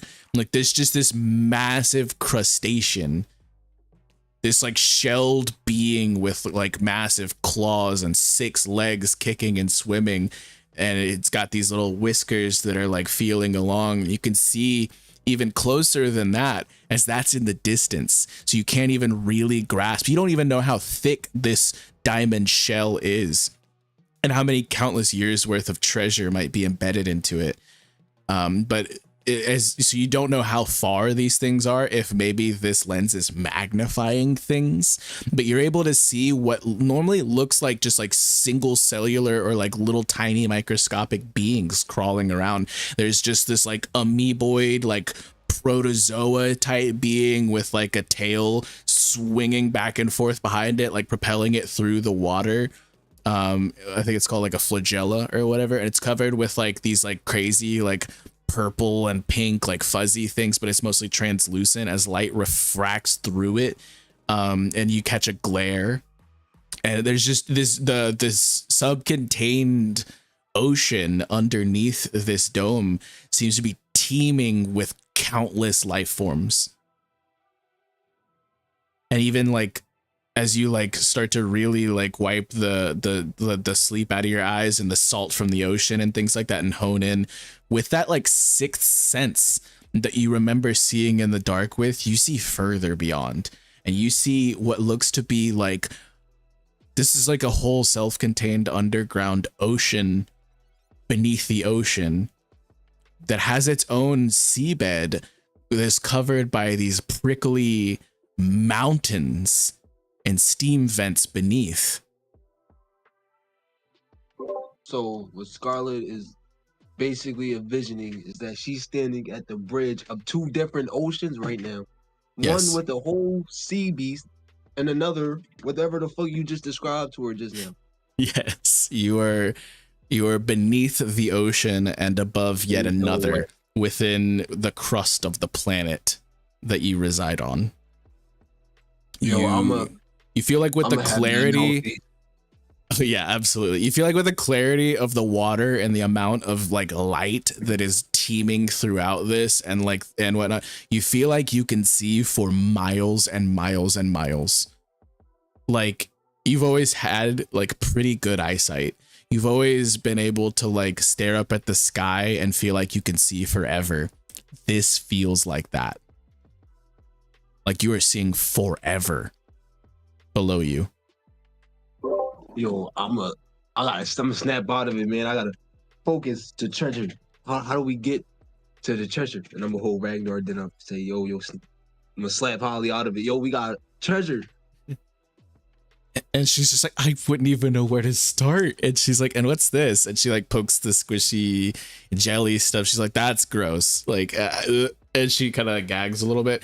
She's looking around and she points at like the stalactites that are like also teeming with just veins of solid gold and opal and pearl and elements you might not have ever seen before. It almost looks like a rainbow, and as light bounces on and in and throughout and refracts away from it and things like that, you could just see it's like everything is a disco ball down here. You know what I mean? Like it is just blindingly splendorous and almost divine or astral down here. Is the so the things that the light was reflected off of, is that the same material as the jelly things we standing No, on? it doesn't seem to be that. It seems to be for what you would know about stalactites, this is things that have dripped down for. These stalactites are miles tall, reaching back up to the top where the waterfall was, the crust of the earth or the world above you. And so it would be sediments that have been carried and eroded and whittled down from miles above you, from where you fell from the surface, and whatnot. As you know, it seems to be kind of like misting constantly. There's rain, like what looks like rain. It's just dripping from where the waterfall spits out. There's also a ton of water that retains its surface tension and disperses throughout the entire ceiling of this cavern as well. Aside from what just comes jetting out and spits like to where you're near right now. I'll say you can walk around, just know this is nowhere near to scale. Imagine everything here being easily thousands of times bigger than what you're seeing on this map. Oh yeah, I'm glad you said. I was about to ask. You could Oh, walk cool. around, but like don't expect to get anywhere very fast. This is enormous. You feel like it almost feels like this is like a star you're looking at or something of the sort, or maybe the core of the planet itself. But you don't really feel like you've gotten that deep. But this is something that you never could have imagined seeing or being this close to ever in your wildest dreams. All right, first, like, since we all like, you know, got our reactions and expressions out the way, I'm gonna have Scarlet like, all right, how do I want to flavor this? She's gonna like stick her hands in the surface and like kind of like spread it to see if these sticky stuff like trash to itself, like magnets kind of. So you're getting like a fistful of the gloopy jelly stuff, and you're trying to see if it's like able to hold its shape, or if it like what are you trying to Like, so like if she separates it, she wants to know if it will just connect back together automatically because it's already there. You know what I mean? Instead of just separating. Yeah, with a little bit of force, you're able to smush it back together, but it just like sitting them next to each other or something like that wouldn't do. And in fact, you notice that as you like kind of do break it apart, littler pieces fall down into the rushing water. Because remember, the jelly is knee deep, then there's still water that's at least like waist deep above that. So there's like a layer of rushing water of in between your knees and your waist. The jelly floats on top of that, and small little pieces of it that like crumble off whenever you break that like piece of jelly in half or whatever, like get carried away in the fast rushing current of the water. Like Hollywood, if she wasn't like Hollywood, like Holly might if she were to not be anchored to Harry. So these deposits down underneath are potentially older than this waterfall. Shit. Damn it, I don't know what I was supposed to be doing. But it feels like We marched. yeah, it feels like if you were to like squish like the jelly from your lunch tray, but also kind of like more of a mixture of like that and like maybe Play-Doh, but not quite as like wet Play-Doh, you know what I mean? I get exactly what you mean. Yeah. So as you like move, it's difficult terrain to say the least. In order for you to like just kind of like pick your feet up through the knee deep jelly layer and then just trudge through this, as well as there's water pushing you away from the waterfall in any direction you walk. You can kind of like squint and look around, and you feel like you can see miles and miles and miles away, maybe the reflection of another waterfall, but it is an impossibly far distance away from you. And at first glance, you couldn't really notice the curvature of the gigantic surface that you're on, but as you walk away from the waterfall that you're on, for however long you do notice that it seems to have curved a bit in on the horizon, from where, if you look back towards where you came from, it seems to be like at an angle now that it wasn't at while you were closer to it. So this is an enormous, like, if it is a sphere, it is impossibly large. Like how you don't notice the curvature of the earth, like IRL. It's like that. Yeah. Oh damn. What a it's predicament. Huge. And you can see just entire clusters of like gems and emeralds and things like that. Some of them have been like dissolved into like a liquid vein, it seems, like just beneath the surface, maybe. Like the jelly doesn't necessarily like muddy your vision at all. It's almost like spectral. You can see right through it, as well as like the diamond cataract itself. So you can see extremely clearly like all of these countless treasures that are held within it, just as far as you can see.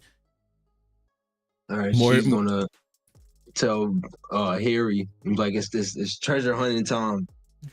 You follow me, hold on to me, and we're gonna go look for some gems and some jewelry, and make sure Holly don't get sucked away, or else I don't know how else we can help her. And she's just like, how like this doesn't look like ice. It doesn't even look like glass. Like, how would we even? And she's just like confused. She's like, I don't understand, like, how did this treasure even get in there? And then Ragnar assumes pitch black eyes and a completely lethargic face. And you can see spikes, kind of like, how they change their face to look like whatever's speaking through them. Spikes grow all over Ragnar's face, so that they look almost like a Pinhead from or like a sea urchin or something like that. And Ragnar with completely mute features and just this deep, dark, booming voice echoes throughout all three of your minds like a, "What is it you treasure?" Right, yo, Ragnar, what the hell you get so talkative, man? Yo, who this? Hello? You, angels from the blue heavens, come here seeking treasure. What is it you treasure? You talking to me, Holly? Talking to you? Holly's just like, I've never seen a transponder snail act like this. I don't even know who's on the other side. I'm gonna tell this person, hey, I'm no angel. I'm Scarlet. I'm here with Holly and crewmate Harry D. I mean, I say Harry D, just Harry. And how did you get control of Ragnar then? And who the hell is this? Many of us have a telepathic bond, like this creature. Ragnarden, you call them. And so with your perception, you see miles and miles and miles beneath your feet, those mountains, those spiny, prickly mountains forever away from you, down in the bright light of this subterranean ocean. They move. These mountains begin to rotate as a impossibly enormous, what you would assume is like a continental sized being, turns around to face you. Like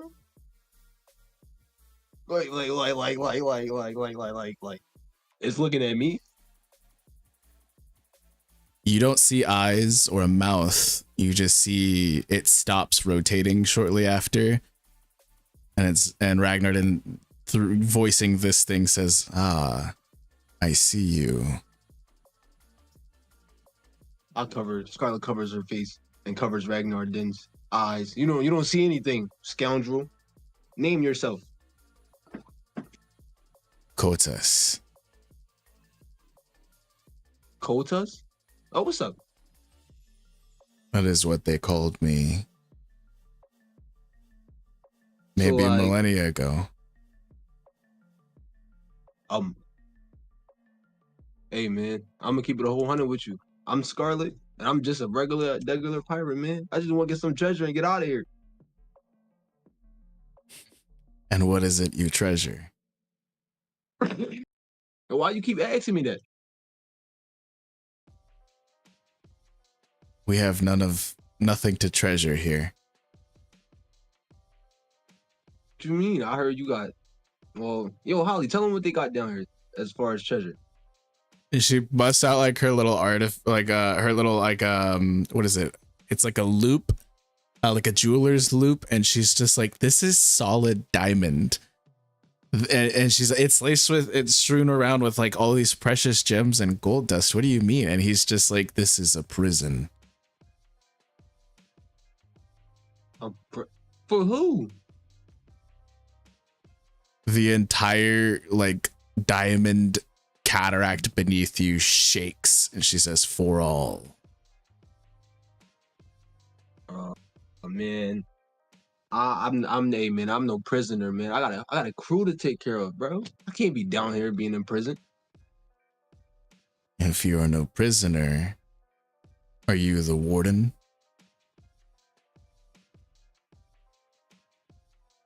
Yo, I'm like cover Ragnar Din's eyes and his mouth. I'm like, yo, what if I'm gonna talk to Harry and Holly? What if I say I'm the warden? Think you gonna let us go? You blue heaven folk. Oh, he can hear me. Long ago, the plates imprisoned us beneath. There was no balance, no resources, no hope. We toiled and warred for centuries, seeking harmony that only I could provide. And what, they put you down here? They imprisoned you? We were all sealed away, and I was our only hope, our only saving grace, the brightest shining light. Well, like, man, I'm gonna be honest. If you are this cave or wherever this place is called, I might need you to show yourself, because this is getting a little freaky. You see me as I see you. I cannot come closer. Boy, shit, man. How can I help you with your little predicament so you can help me with ours? You seek to help us. I mean, yeah, that story's kind of fucked up, I'm gonna be honest. You know, they imprisoned you. You was trying to make peace.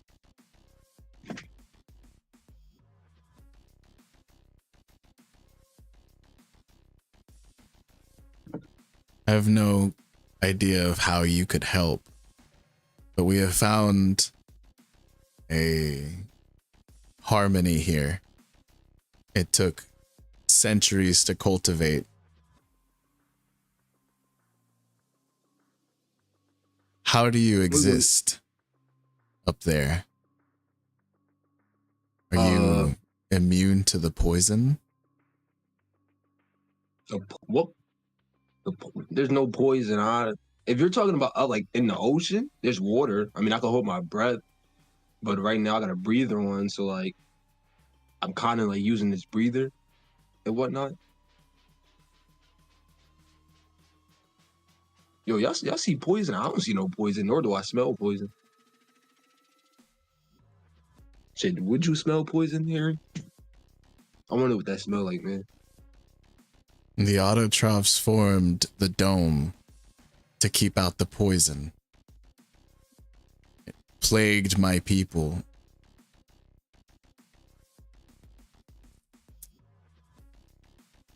We have used the resources of the blue heavens to keep ourselves sustained through that dome. Is that what you treasure? The dome? What dome? Wait, the ceiling for us, the floor for you. What separates?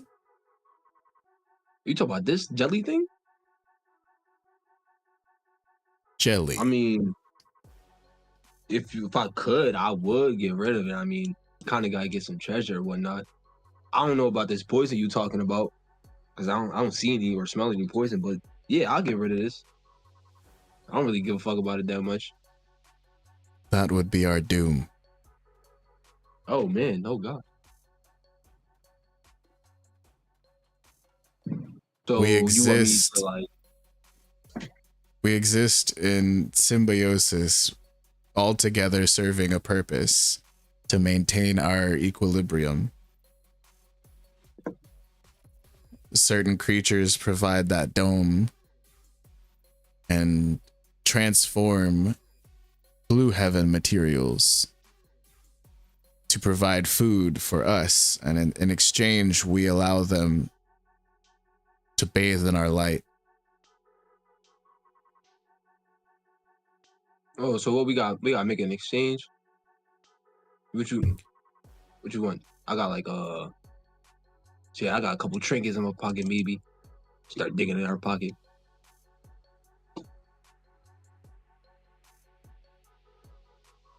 I know not what the blue heavens may offer aside from this treasure you seek.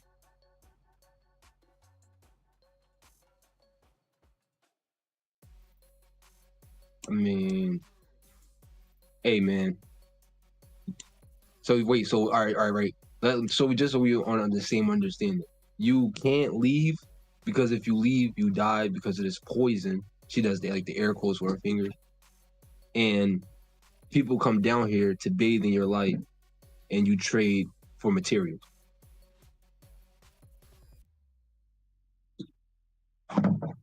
Like basically, like. I mean, shit, man. What you want? I got. Let me see. She pulls out her pockets a couple things. Now I got a sword. Pretty cool sword. It's called a rapier. I got oh man, I don't really got much on me.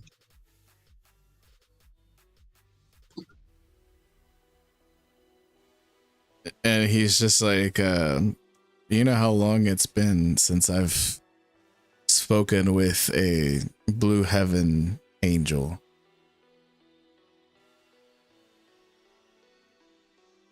Why you keep calling me an angel, bro? I'm Scarlet. You came from the heavens. Scary. No, if you are an angel, are you perhaps a god? I'm no god. I'm gonna tell you that right now. We have our gods, and I'm not one of them. All right, I'm a regular Scarlet. Come from the, like you said, the blue heaven. No, it's called the blue ocean. You know, people sail on it. This is the ocean. Nah, she points up. Nah, that's the ocean. That's where I came from. That is the heavens. She's gonna say, damn the people that sealed you down here. Because now, you don't even know what the real ocean looked like. I mean, it's pretty big. It's not as beautiful as this. This is crazy.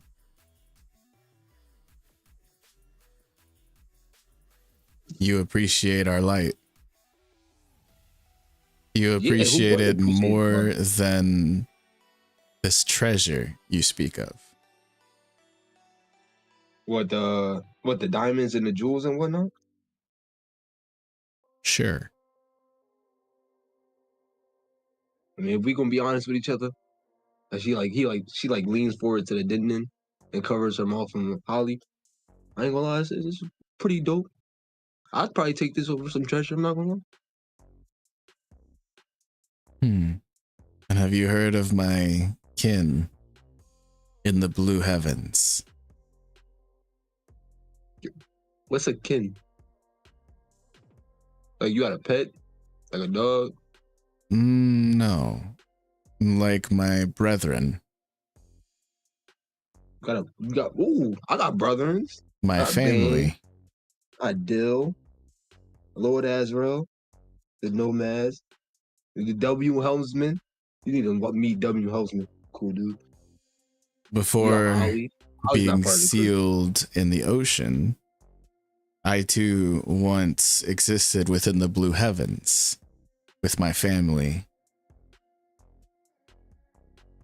My kind lives an extremely long life.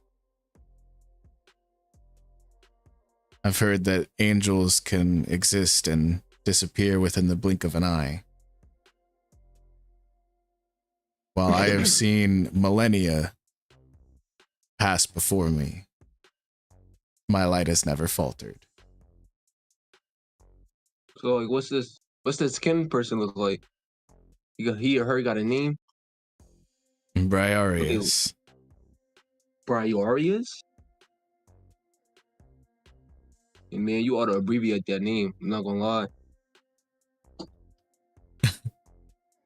Well, surely you couldn't miss him. What do you look Creatures of our magnitude were few and far between. Creatures of your bro. I'm gonna be honest. You have to be like gigantic, like beyond gigantic size. I don't even know where you are. Am I inside? Am I inside of you? Did you eat me? Oh my god. No. It's over. Blue sea angels and even those of blue heaven angels and even those of the white heavens used to mistake my kind for mountains. I can only hope that he as well wasn't sealed beneath and locked into the oceans. The only up there, the only creature that's like compared to that size, we call those sea kings. And boy, oh boy, you do not want to be running into a sea king. A sea king. That's pretty ironic. He kind of like laughs and like you could feel like the ground beneath you shaking. And he like laughs at this notion and he's just like, you could call me such a thing. No, there's no way I'm talking to a sea king. That's impossible. Well, I rule down here. My word is law. My word is harmony. Wait, hold on. If I'm talking, who's your kin? Because if I could talk to you, maybe I could talk to your kin, and he could help us with what's going on. And there were 3 of us, but one of my family sinned. Perhaps that is why I was sealed down here.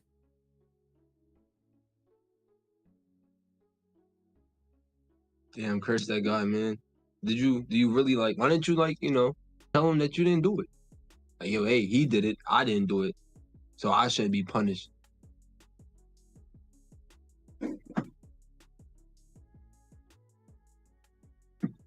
You might be surprised to find out very few Blue Heaven folk are as talkative and pleasant as yourself.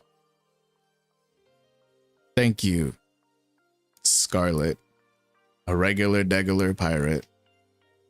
Hey, you remember? Haven't had a conversation like this in a long time.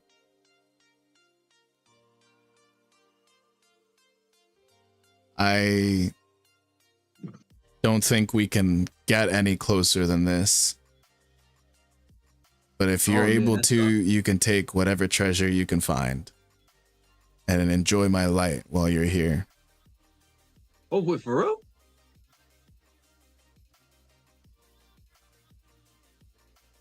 Yeah, man, you probably the cool. Hey, man, I dub you the coolest sea king in all of the seas and heavens.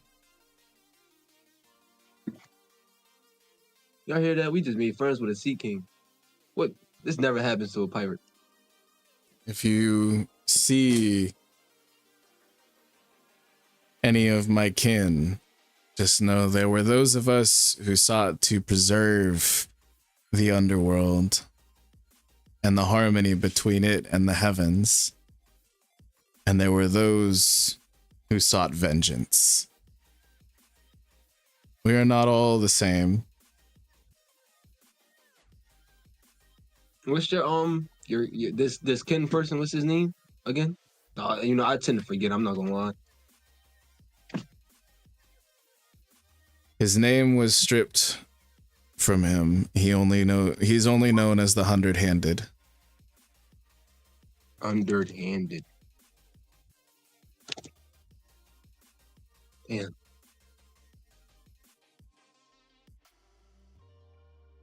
What about you? What's your name? Long ago, they called me Kotas.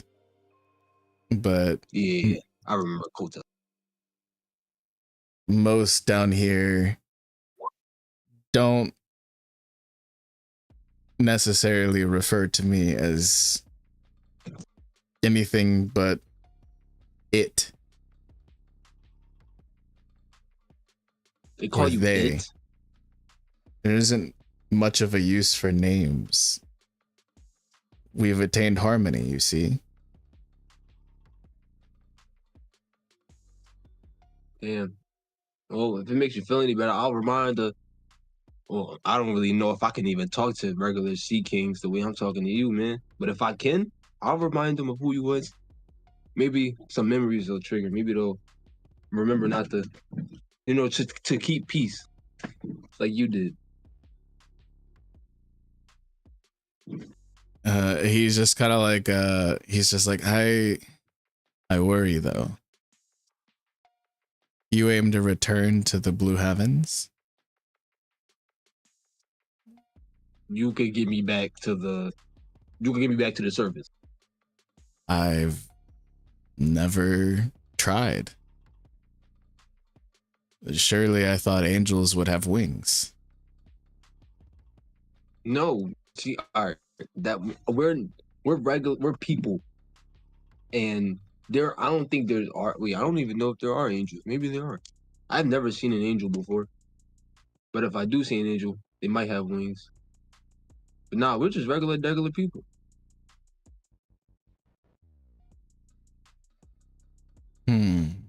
We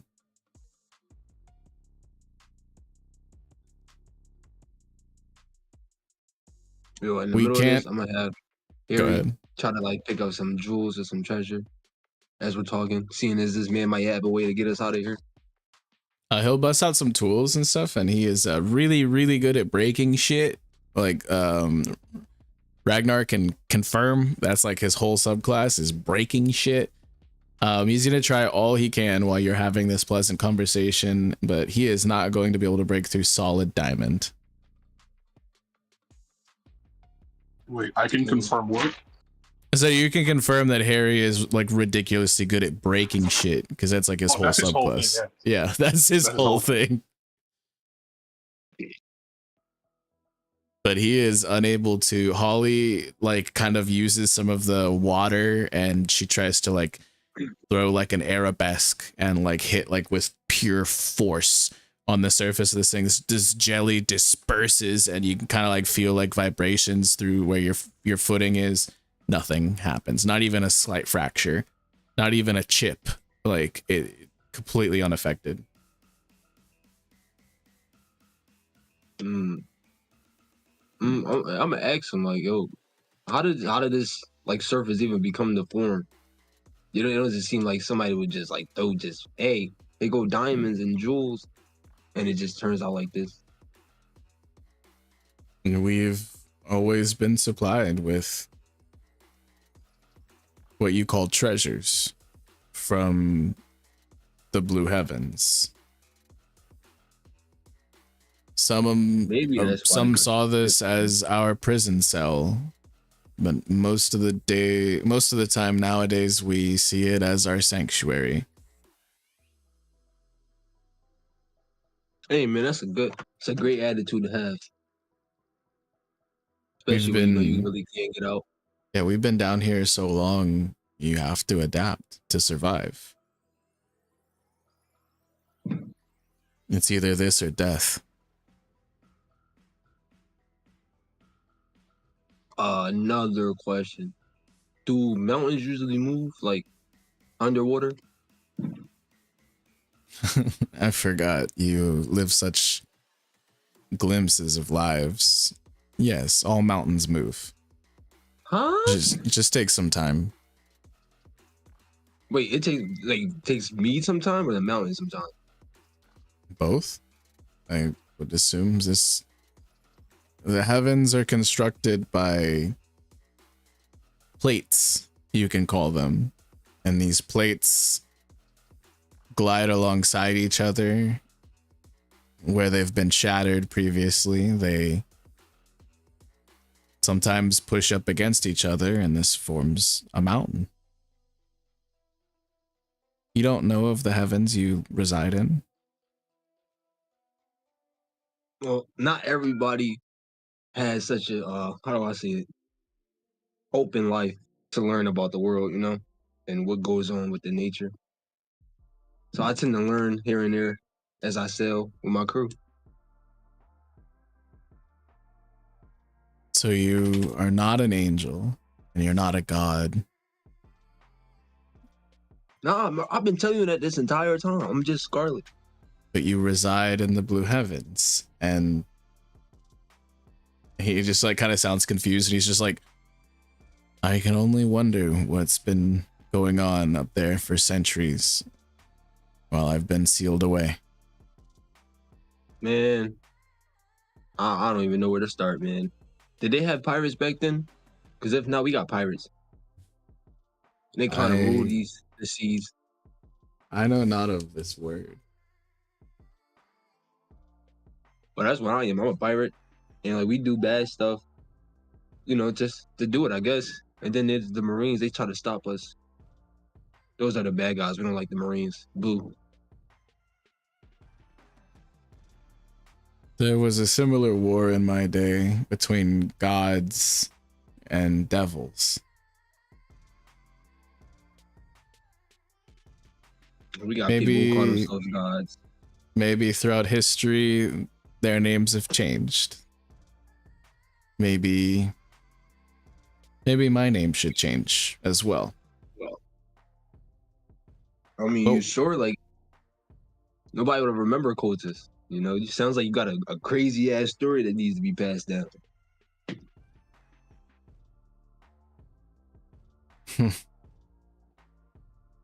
Down for you. Is up for me, but I mean, feel free to tell my tale. But Scarlet, would you be so kind? Give me a new name. New name. You said you was a sea king. Do you have a color? Damn. I guess that wouldn't really matter. It's dark as hell. It is blindingly bright to me. It's bright? We are going to call you Luminous B. Luminous B. Yes. The B is a god I follow of my own.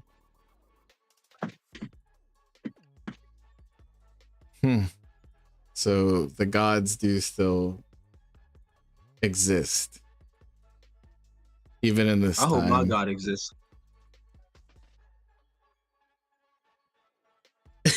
I'm sorry, I'm looking at the chat right now.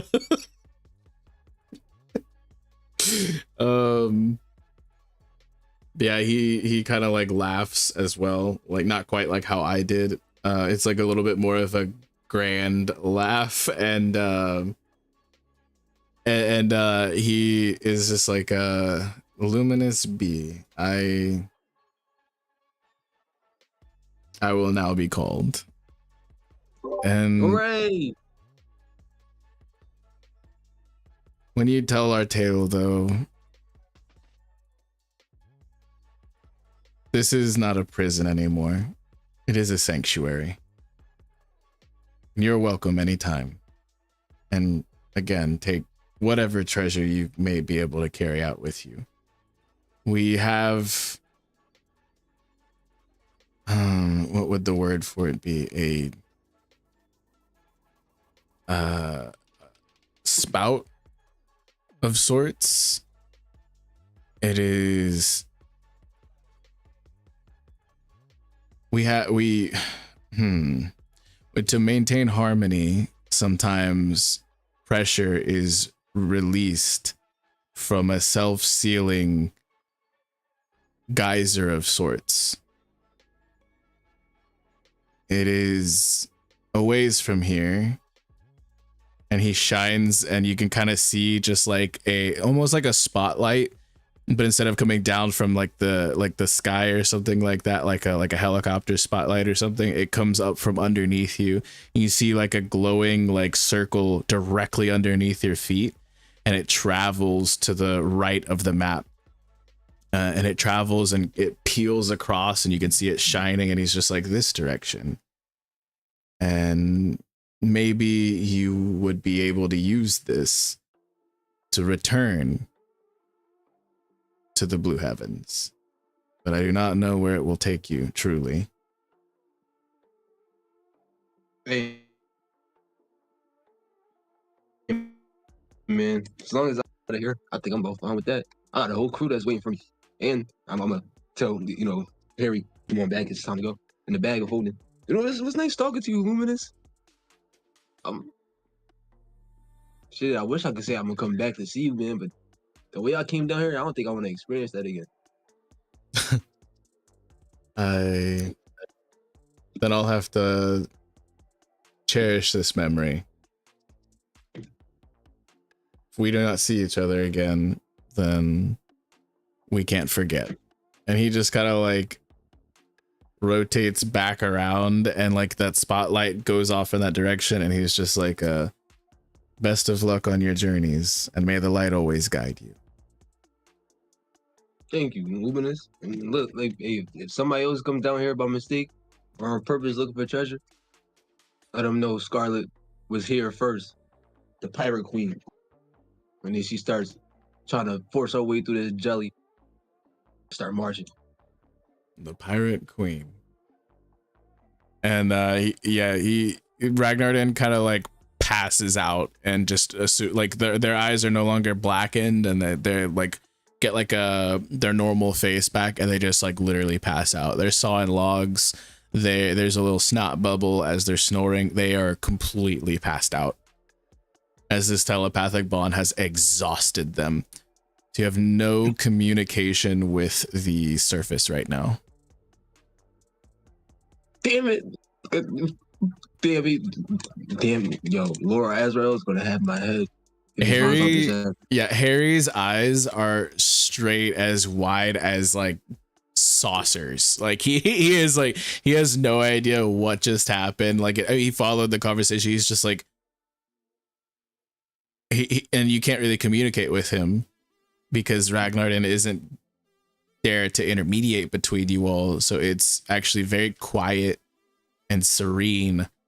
Holly is the only thing you could actually hear right now, and she's just like, what the fuck? Like, I can't, and you can't speak yourself because both you and Harry have the breathers in, so the only noise you can hear is like your footsteps throughout like the jelly and water, and then Holly like muffled like throughout like like her speech, which sounds kind of far away. She's like, what the hell? What do you think that thing is? It's like a giant sea urchin or something. And you see all these other creatures, like these things are massive. Like this is solid diamond. like if we had the right tools, like I don't have anything with me that can like, and she's just kind of scheming, and you just gotta see, she's like, what about like that stalactite? And it looks so far away, like miles and miles and miles away, and it's not necessarily in the same direction that the light is like kind of guiding you, as the spotlight still kind of like reminds you which way to go. And it becomes a little bit easier as like the waterfall is further away. You're not like so deep in water, but Holly has like less space to breathe in, and she's just like, I can't believe there's an entire ocean down here. Like, you think this is the only one? I'm like, all right, so there's two. One thing I want to ask you, Vex, and then I want to tell Holly something. So I'm like, have Scarlet turn around and like throw up the finger on her mouth, like to be quiet, because there's no point in her talking if I can't talk back. Kind of pisses Scarlet off a little bit. And then I was going to ask if I could like if I can attempt to like swing at some diamond to see if I could cut it, or possibly just damage it for it to be put into the bag and holding. You can give me a swing. I'm gonna let you know right now. This is what most would consider an impossible DC. But you can give me a swing. We'll see what happens. We'll see if there's some magic in the air. 30 plus.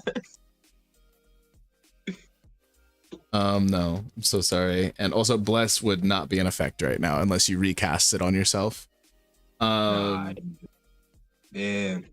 But it doesn't seem to damage your sword or anything, but like for one, it's like the diamond is impossibly hard, and for two, it's almost as if the jelly like substance is softening the blow a bit, and as the water gets thinner and thinner, and it's to a point where Holly can barely submerge her face into it, it's getting like ridiculous. She is like looking a little bit concerned, and Harry's just like, I don't, he shrugs and he doesn't know what to do, and like she's quit talking as you like shushed her and things like that. Reluctantly, she, gasping for air, actually accidentally gets a mouthful of jelly. She can breathe. What the fuck? Through that though, and she's just like, what the I'm sorry, I know you asked me to be quiet, but, and she sticks her whole head in the jelly and like starts to kind of like, she's just like, this has like the properties of water. Oh, I'm so glad she just said that. I was going to try to put that shit on my face to see if I could speak to it. She's like, this is crazy. It's like, and she's like so confused. She's like, got like a weird aftertaste to it. It's like it stores water, or it concentrates water. I don't know what's going on here. I don't know if it's good, like healthy or like safe, but like I can breathe it. Yo, I'm gonna take like 2 more handfuls and throw them in the bag. Yo, Harry, come here. Take 2 more handfuls, throw that shit in the bag. She's like, no. Take as much as we can. Like, right? We have to. And she's got like berry signs for eyes right now. And she's just like, I've never seen anything like this on the surface. There's tons of it here. Right? Like, and she's like, to be rich. She's like, I could turn a profit off of this. And she is excited. Whoa. I'm the captain. Calm down. Those are my berries on your eyes. So she is no longer needing to be anchored to Harry, and she's going to be kind of like trudging through the jelly layer, because there's like a thin amount of water, not really for her to be fully submerged. And because she's such a fast swimmer, she isn't super slowed down for it, especially because you're just walking right now, and it is difficult terrain for you. But it's like she's like a world-class swimmer, and she's barely able to like keep pace with you. It's like such a like thick consistency, but she's as happy as can be. And you guys trek for what feels like forever, following Luminous B's light, until you see what looks to be like a needle protruding up like a, and there seems to be like it's miles tall, and there's like a layer of jelly kind of surrounding it, so you would be able to climb straight up it by using the jelly as like you're holding. But it's like this solid diamond needle or stalagmite instead of stalactite that protrudes all the way back up towards the ceiling.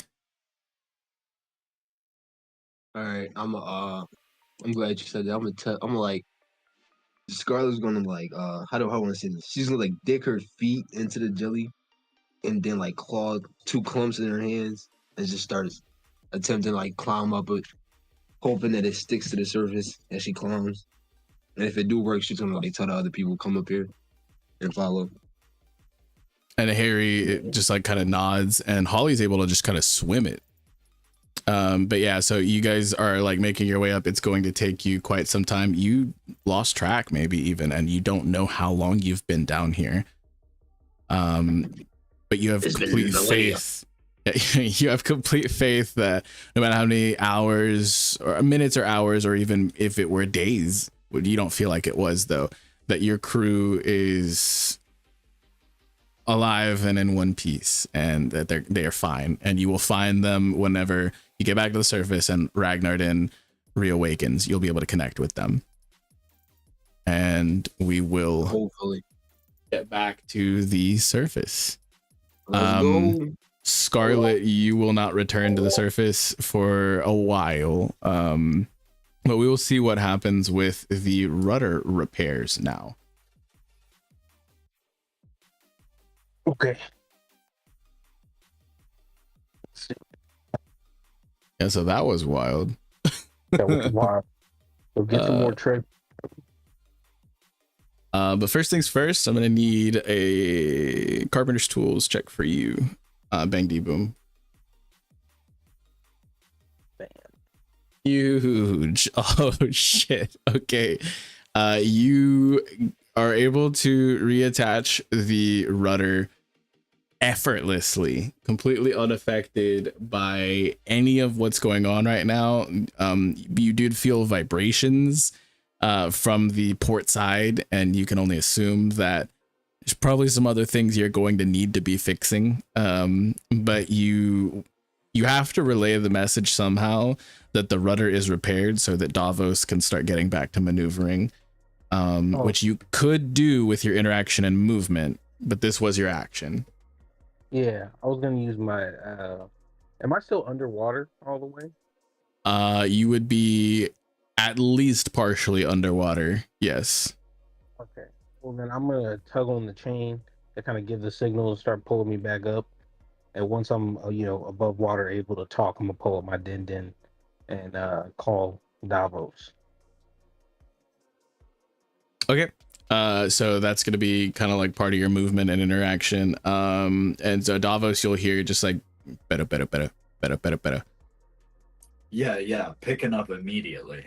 You named your snail, right? Yo. I forgot. Yeah, Wait, it's Barrel Taru. Barrel Taru starts ringing. Yes, and you pick it up. Go ahead. It's fixed. It's fixed. Tell him to pull me up. Haul. I say that. I don't even waste time replying. I'm saying that right to Big Azrael. Haul. Okay. He is going to just absolutely yank the chain straight up with all of the force that he can, and he's going to kind of like throw like a cactus flower down to the main deck, and he's just like, go get it, Rocky B, and Rocky B's gonna just like charge that direction, and you will be pulled up with great force, and it's like awesome cartoon physics as you fly like 20 feet up above the gunnel, and then like just like plop straight on the fucking aft of like the poop deck area, like behind the mizzen mast and the helm and whatnot. So you're now up above. They pulled you up with like ridiculous like speed, and you could just see Rocky B like charging his way down the stairs, like down to the main deck from the poop deck. So like he's just nomming on a little cactus flower, and Big Azrael gives you a thumbs up, and he's just like, so you got it? It's good, it's working, like, and he's just like excited and has like thumbs up in both of his hands. We should be good to go now. But I heard a large crash earlier. What happened? He's like, yeah, we got some broadside damage, and he just kind of like points in like that, his whole body in that direction. He's just like, you can't miss it. Like, I have any movement left. I'll use all of my movement to head towards the damage. yeah, I'll say like just you getting back on board and like whatnot. It's like it would be like half your movement, like if you were standing up from prone. So you'll be able to get there like to that side of the broadside like next round. Softy boy is not anywhere in sight. He's going down under, but Big Azrael is gonna be able to like help you out as well on any of that. If you need, he'll follow you around, and he's an accomplished woodworker himself, so that's pretty cool.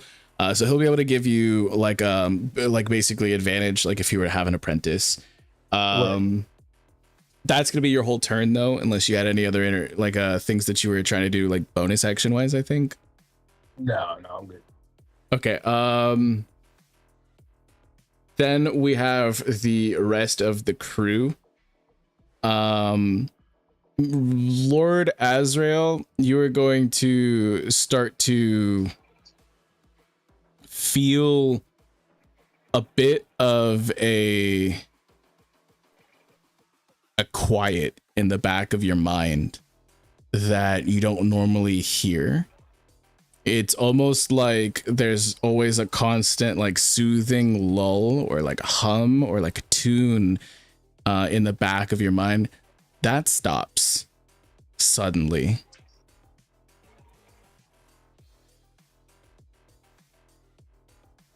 But yeah, you're at the swivel gun at the front, so you can see Bang D Boom back up here now. I want an insight. Okay, go for it.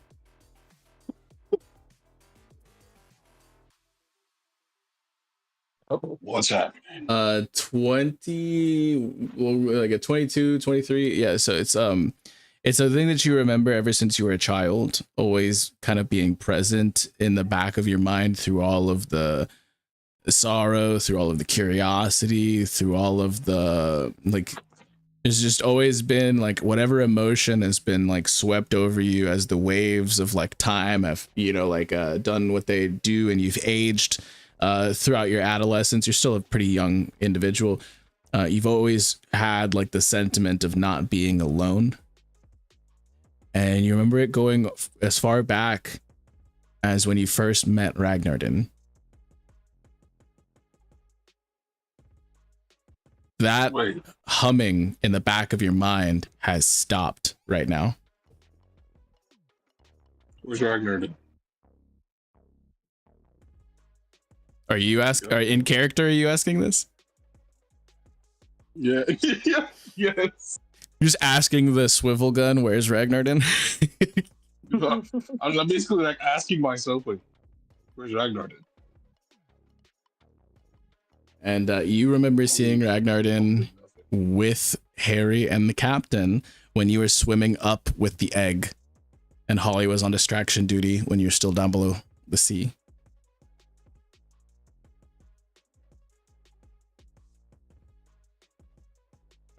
They didn't see you, but you saw them.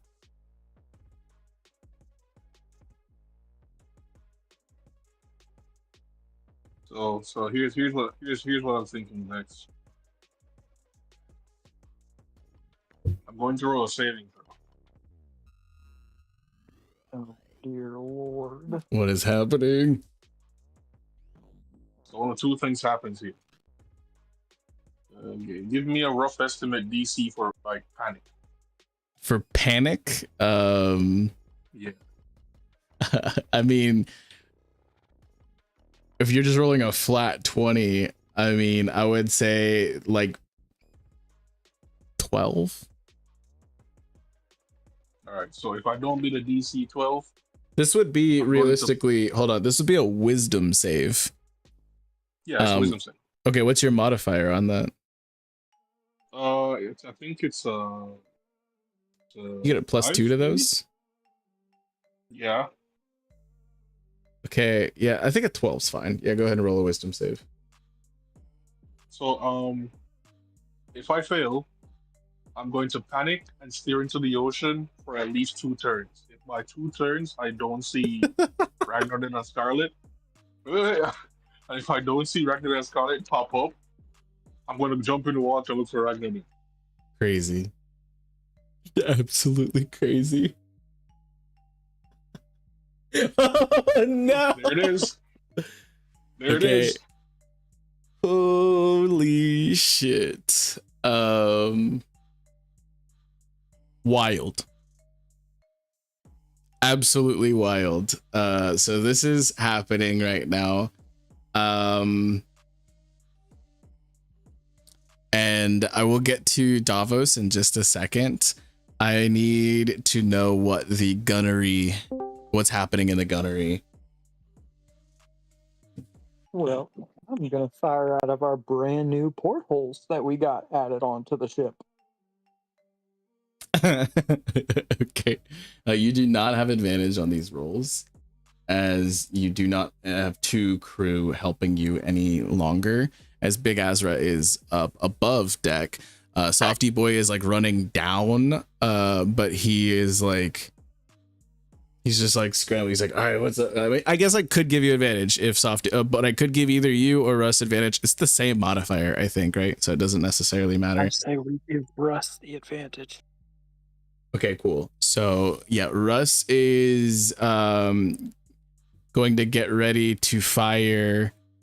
It's already been prepped, and you've prepped the cannon last time, right? And so you are ready to fire as well, as Samia is going to be able to have her ship action this time, because she's not going to be acting to heal you. Yep. So Russ will go with advantage. I just want you all to know that means that Dill just opted for me to roll a dice instead of a crew member. All of you remember this.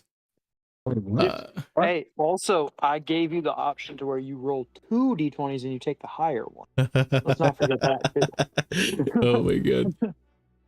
So Russ fires. A 15 does not hit, It's not a crit unfortunately. fail. We're good. Okay. We're good. And now you can fire flat. I already did. Oh, 19. 19 hits. So you can go ahead and roll your 46. And that means that you guys have only 4 more glass cannonballs. 4 or 6? It's 6. 6. I'm sorry. 6. I can't count. So 14 damage as this thing shatters across this this massive being. I'm still on the wrong map. Hold on. Here we go. What you gonna get map off?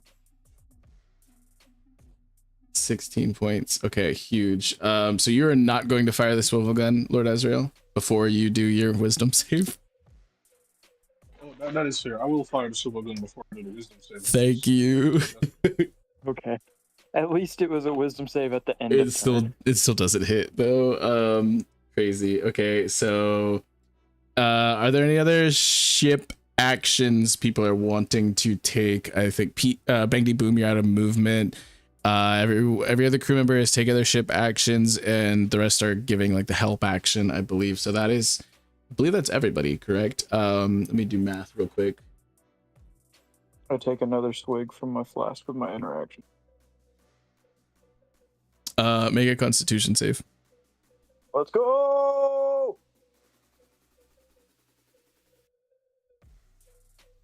Yeah, you're fine. You're feeling great. You're getting an adrenaline rush. You're tingly and warm on the inside. You're vibing. You're straight vibing right now. This is what I've been waiting for.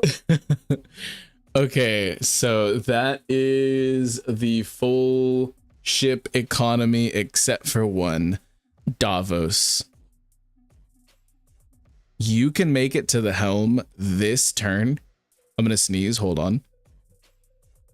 Bless you. You can make it to the helm this turn if you don't go and pick your shield up from the ground.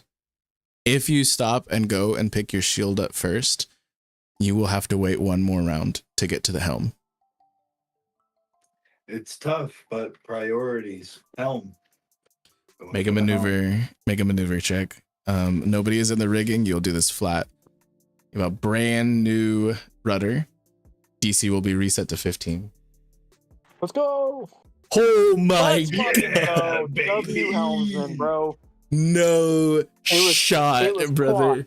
It was plot. He said it earlier. He only rolled bad for the plot, bro. I I willed it. cannot. I literally cannot believe this shit happened. Can Oh the my. helm be like whirling by like almost dangerously and I just like catch it and stop it immediately? I feel like you just fling it the other direction, and you guys can move 30 feet straight out of the maelstrom. Wow. You can literally move you can literally move out of the maelstrom and be on the absolute edge with this right now. Y'all trying to head that way? Whoever, I guess that's Dill. Yeah, Dill, you're suggesting Yeah, down that way? I'm just So you- showing this is our 30 feet that we can do because he said You- outside of it. You cannot move it backwards, so it would have to be either straight out from the center. So like if you were to drag a point from the center and then like right click like where your ship is currently at, and then you'll see what's 30 feet from there. You see what I'm saying? So you can either go straight out or forward and out to some extent, Yeah, but you can't go backwards. I would say I create would. distance. Can you go more to the right? No, don't listen to him. No, why would we stay in the whirlpool, Ragnar? What I'm saying, don't listen to him. Scarlet. He's not in his right state of mind right now. No, we still have to pick up Scarlet. Nah, who knows if she's gonna come out right there? We tried to escape Yeah. this. We can ride the outside of this and then Right. move further away if we need. We're not leaving, but I think creating maximum distance from this thing and lessening the effects of the Torbjorn would be the optimal.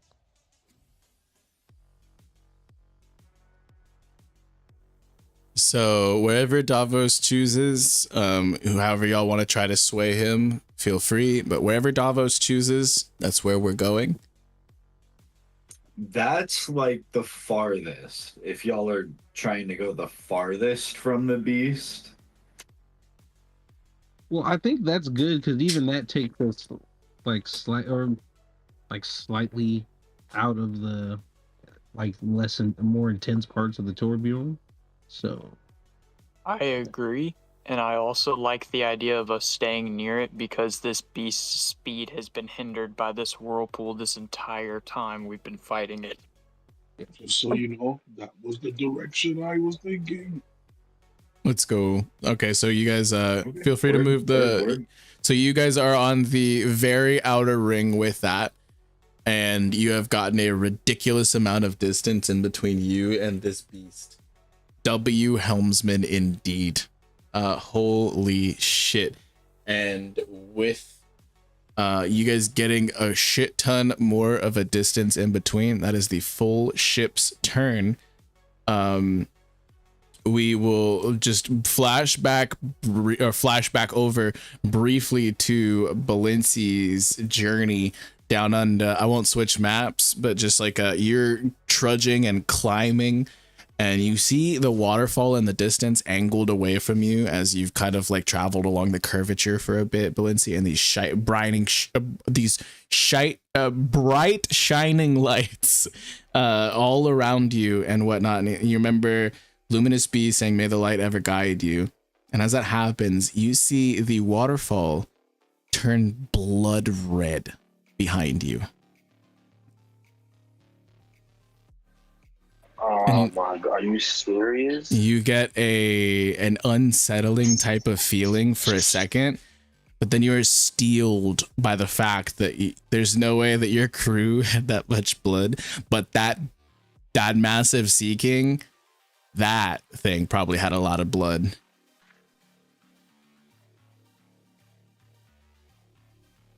Oh, jeez. One starts climbing faster. Maybe And- times, maybe 3 times faster than normal.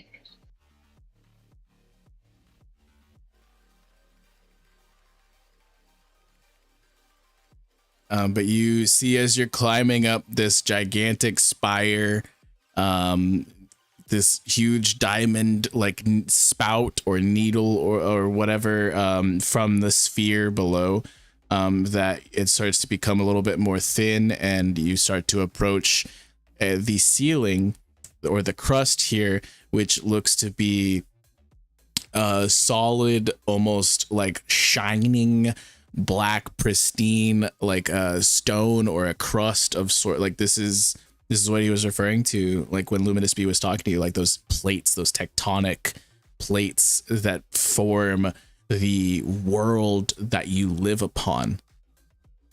This ceiling above you right now is the floor of the ocean. And as it takes several hours for all of this to transpire and for your journey to come to a point where it has so far, I will roll one more dice. And it is not able to bolt breath. And I will tell you now how much HP this thing is currently at. It is barely double digits. And at the end of its turn, it will take enough damage to slow it down because of the glass beating through its heart and its veins to the point that it can no longer fight the tourbillon. And this blinded, bloodied, wounded, ancient Neptunian will be pulled down underneath, roaring and screaming. You better not run into me. Where's gonna catch this heat? On God. And as it does, moments later, after the red cascading down, or it's like purplish, like the blood like a spewing waterfall. Moments later, the waterfall stops entirely. Wait, huh? No. You heard What me. the fuck happened? Oh no, Scarlet be saying this a character as she's climbing. Like, what's going on? Holly like looks at it and she's like, did they plug the hole? Pause. That's impossible. We couldn't even phase what was going on inside the hole. We just got sucked up. There's no way. The waterfall has stopped, and as Lord Azrael up above deck is panicking and is staring into the depths of the maelstrom, the miles long stretch of coiling, rushing white water in front of him. Ragnar then comes back to consciousness in Scarlet's hands. No way. Scarlet, you were able to reach the top of the spire, and there is a plume of gas that spits you out into Yo, the first thing I'm gonna have Scarlet say when she gets spit out, she go, "Yo, Ragnar, then is alive." you are going to be spit out into Cause I used to break the time like this to run like. the gas shoots forward and shoots you through a duct, and it's you're going to be shot through just tunneling rock, and it's not oceanic, it's open air, but it's not air that Holly can breathe as she sticks her face into the bag of holding so that she can breathe throughout the water jelly thing or whatever. And she's just like, she can't breathe and she's choking, and she nods her head no if you try to take your breather off, and she sticks her head in the bag. You guys are being shot up by a blast of pure carbon dioxide through mountainous caverns, and you are going to wind up in a sandstone cavern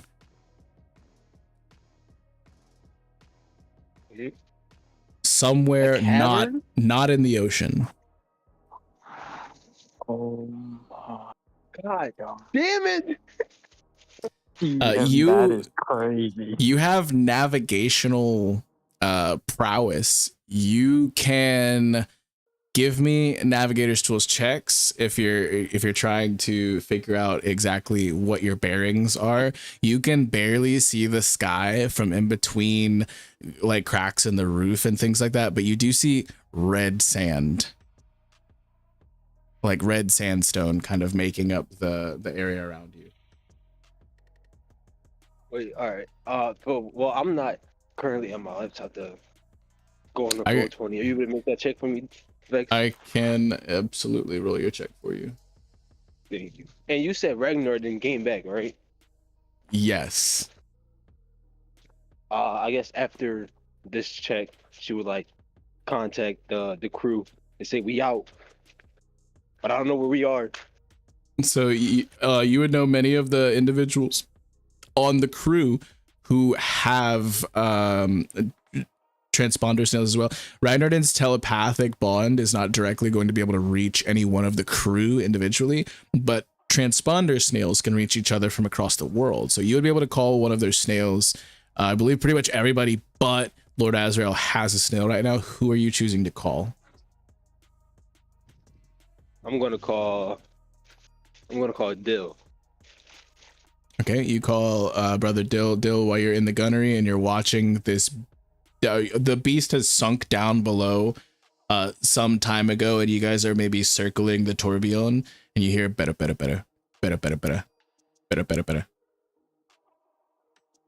Who's calling at this time? We just got done fighting a Sea King. What the hell? I answer. Yo, is Dill there? Scarlet Pirates Enterprises. Yo, is Dill there? Calling at this time? It's your captain, man. What are you talking about? Scarlet. You just got a crit, Scarlet.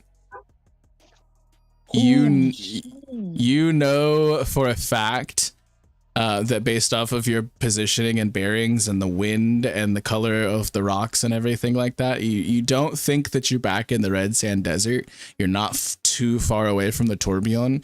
You have been off-gassed a little bit onto the red rock, which is directly next to the tourbillon.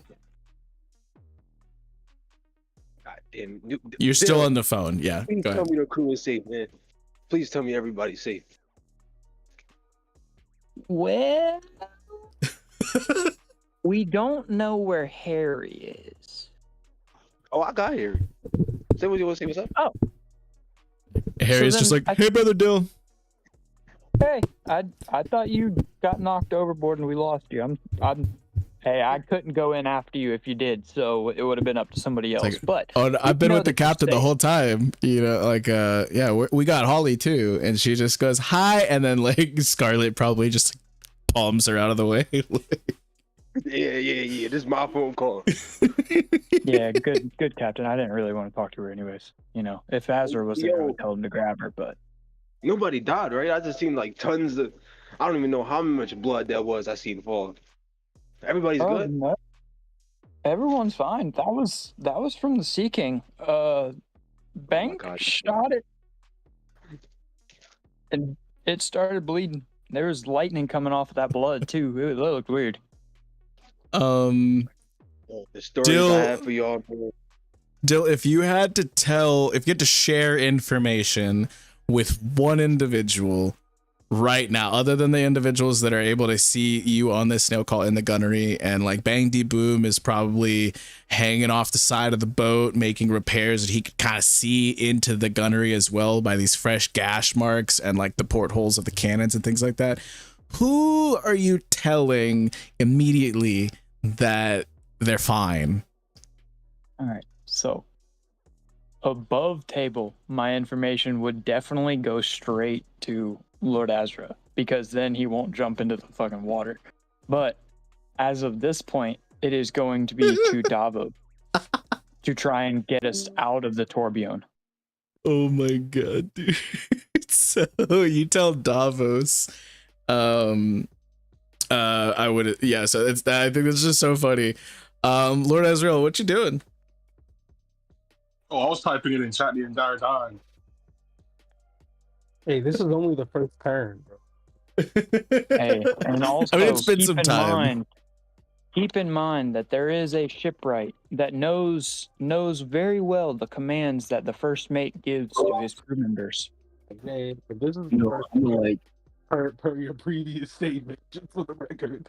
Well, I mean, we're skipping Hey, a little bit of time here, so some time has passed for him to panic and contemplate.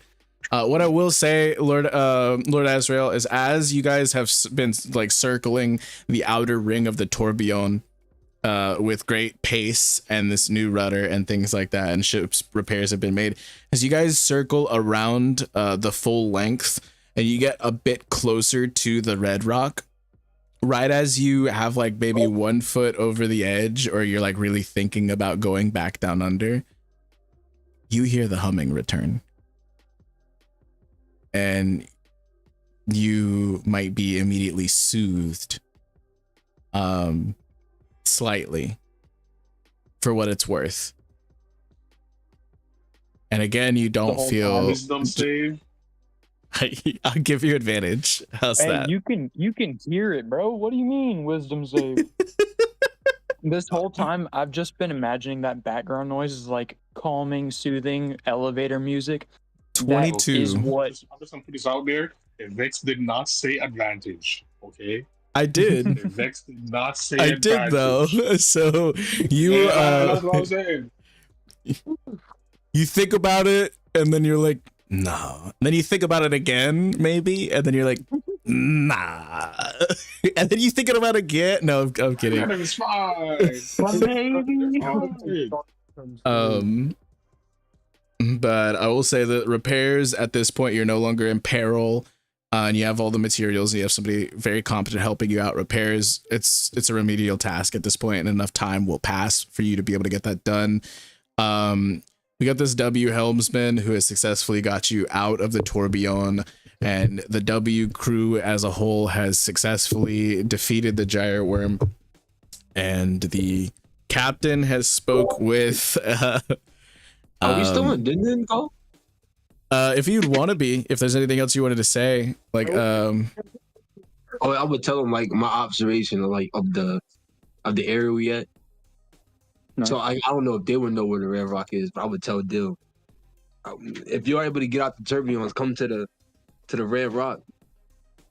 yeah, so if you say the words already, Captain. if you say the Red Rock, Davos immediately knows what you mean. I'm gonna just keep yelling at the Dill. Just come to the Red Rock. So Davos, take The us Red to the Rock. Red Rock. I think it's a bar that Captain's at. No. It's a little island just off of Leavenil. It's technically part of it, I guess. Are you sure? What? Hey, I'm just telling you what she told me. You have a better idea of this place than me. I thought she was at a bar. Cue Tokyo Drifting. so Davos, where would you like to try to go as far as the Red Rock? Near like this cape over here to the direct south of where you guys are, where it says Port Duval, or would you like to go around the whole clockwise gyre part and head to the other side of the, where are you thinking immediately? Davos. a dock. I could tell them that there's a dock close to the mainland that you can go to, like a lower floor dock that I used to go into the cannon in the first place. Oh, the opposite side, No, Ragnar. the cannon is over here, brother. Yeah, We're they're talking over about here. over here. Yeah, different. Yeah, Different. they're somewhere Technically, still on the same continental shelf, but different island, different landmass. You know what I mean? Yeah. Oh, you see, And we I just forgot don't know there was a where small on the island red around this big island. Yeah. So, the Davos, Is you there? would give me just a second. You would either be able to go down this way, or up and around, and like this way. You see what I'm saying? Yeah. Is there? I want to say to Dill, is there anything else you can give me anywhere on Red Rock in particular, even just like the most general thing? Captain, look south. What do you see? Shit. You just see a no, with your passive, you just see like it's like a mountain. It's not the biggest mountain you've ever seen, but it's a mountain. See a mountain. See some ocean. Yeah, you see a couple mountains. Would I be able to see the tourbillon from my position? No. All right, I'm gonna tell Dill. I see mountains, but I don't see the tourbillons in any direction. In south, I should say. I am going to let's head down the strait. Oh, question. Can I use, where is it?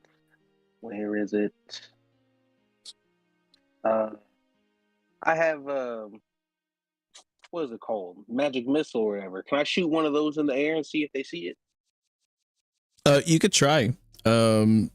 Scarlet doesn't see it. Wait. Could I, when he shoots it in the air, then shoot my magic missile at his magic missile so they explode together and make some fireworks or something?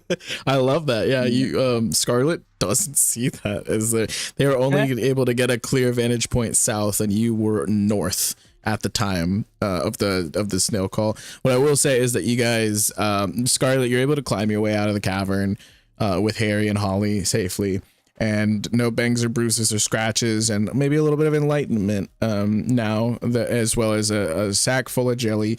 And you guys are able to get to sea level from within the cavern, and it smells like terrible wherever you just were, like a natural gas off vent. And Holly is just like, I wonder if that's why there's no plant life around here, like except for like you know like it's like really like there's not a lot of like I wonder if that's like is helping like contribute to like why it's so arid in this area. And you guys are able to get to like the shore, and as you sail through the strait, Davos and whoever's looking out and whatnot, like Bang D Moom is probably finishing up with his repairs, and we'll reset the ship's HP totals. And Softy Boy is up in the rigging, and he'll probably like point out at like with his like periscoping, kind of like covering his brow with one of his hands, and he's just kind of squinting, and he looks and he points and he yells, he's like, I see them, they're over there. And like you guys can kind of see Scarlet and Harry and Holly on the shore here, and you guys are gonna be able to reunite. Oh my goodness. Oh my goodness. So this isn't actually me issuing the command, but Davos, full speed ahead to the captain. Oh yeah. So that is where we're gonna call it. I'm gonna be saying, to Ragnar then. Yes, to Ragnar did indeed. That is definitely where we're gonna call it, though. A little past time, it's fine. We are going to let the crew spit a little bit, say what you want to say to the chat. How'd the session make you feel? This one was wild. Trust me, it'll all make sense if you probably by the next SBS, I'm sure. But yeah, Crew, y'all have fun. Talk with the chat. Tell us how you're feeling. Tell us what you got going on. I know some people have some things they got to plug, and then I'll get to the cover story shortly. Chat. Just so you know, I fully did not want to go back into that ocean, but I knew my character would go after Ragnar then, so I just had to play it out. I had no idea. By all means, I thought I would pass that roll. I was scared as I was like, no, I don't want to go back. Just put that up there. Bro, I got the chance to name a Sea King, bro. This is probably like up there with my favorite sessions. This is crazy. All right, Balincc. Yeah, you were on some let's like not Daenerys short shit. This That was awesome. isn't just a Sea King, bro. This is the ancestor of fucking normal Sea Kings that are living on the world right now. This is the dude that's the grandfather of those. You met the Master Oogway of Sea Kings. This is like a Sea Emperor, bro. Dude, I was It's not a thinking this Sea is King. exactly. It was a fantastic session. I'm glad those Great session. I'm glad those checks went well to get the ship back in order. Oh yeah, that was wild. Yeah. W Shipwright, W brother. Shipwright. Yeah, for sure. Bangy Boom is currently like slightly crying and like rubbing the ship, like, oh my god, I'm glad you're okay. My sweet baby. He gives it a little. He gives it a little smooch. He's like, when you get like when you haven't been on dry land in forever, and you just like kiss the dirt beneath your feet or something. He's just like, like don't worry. We Lord got Azrael also to the ship. Oh my god. So yeah, that was also Lord Azrael's reaction whenever he got onto the boat. Yeah, he kissed the boat and rolled around. So the crew is fully reunited.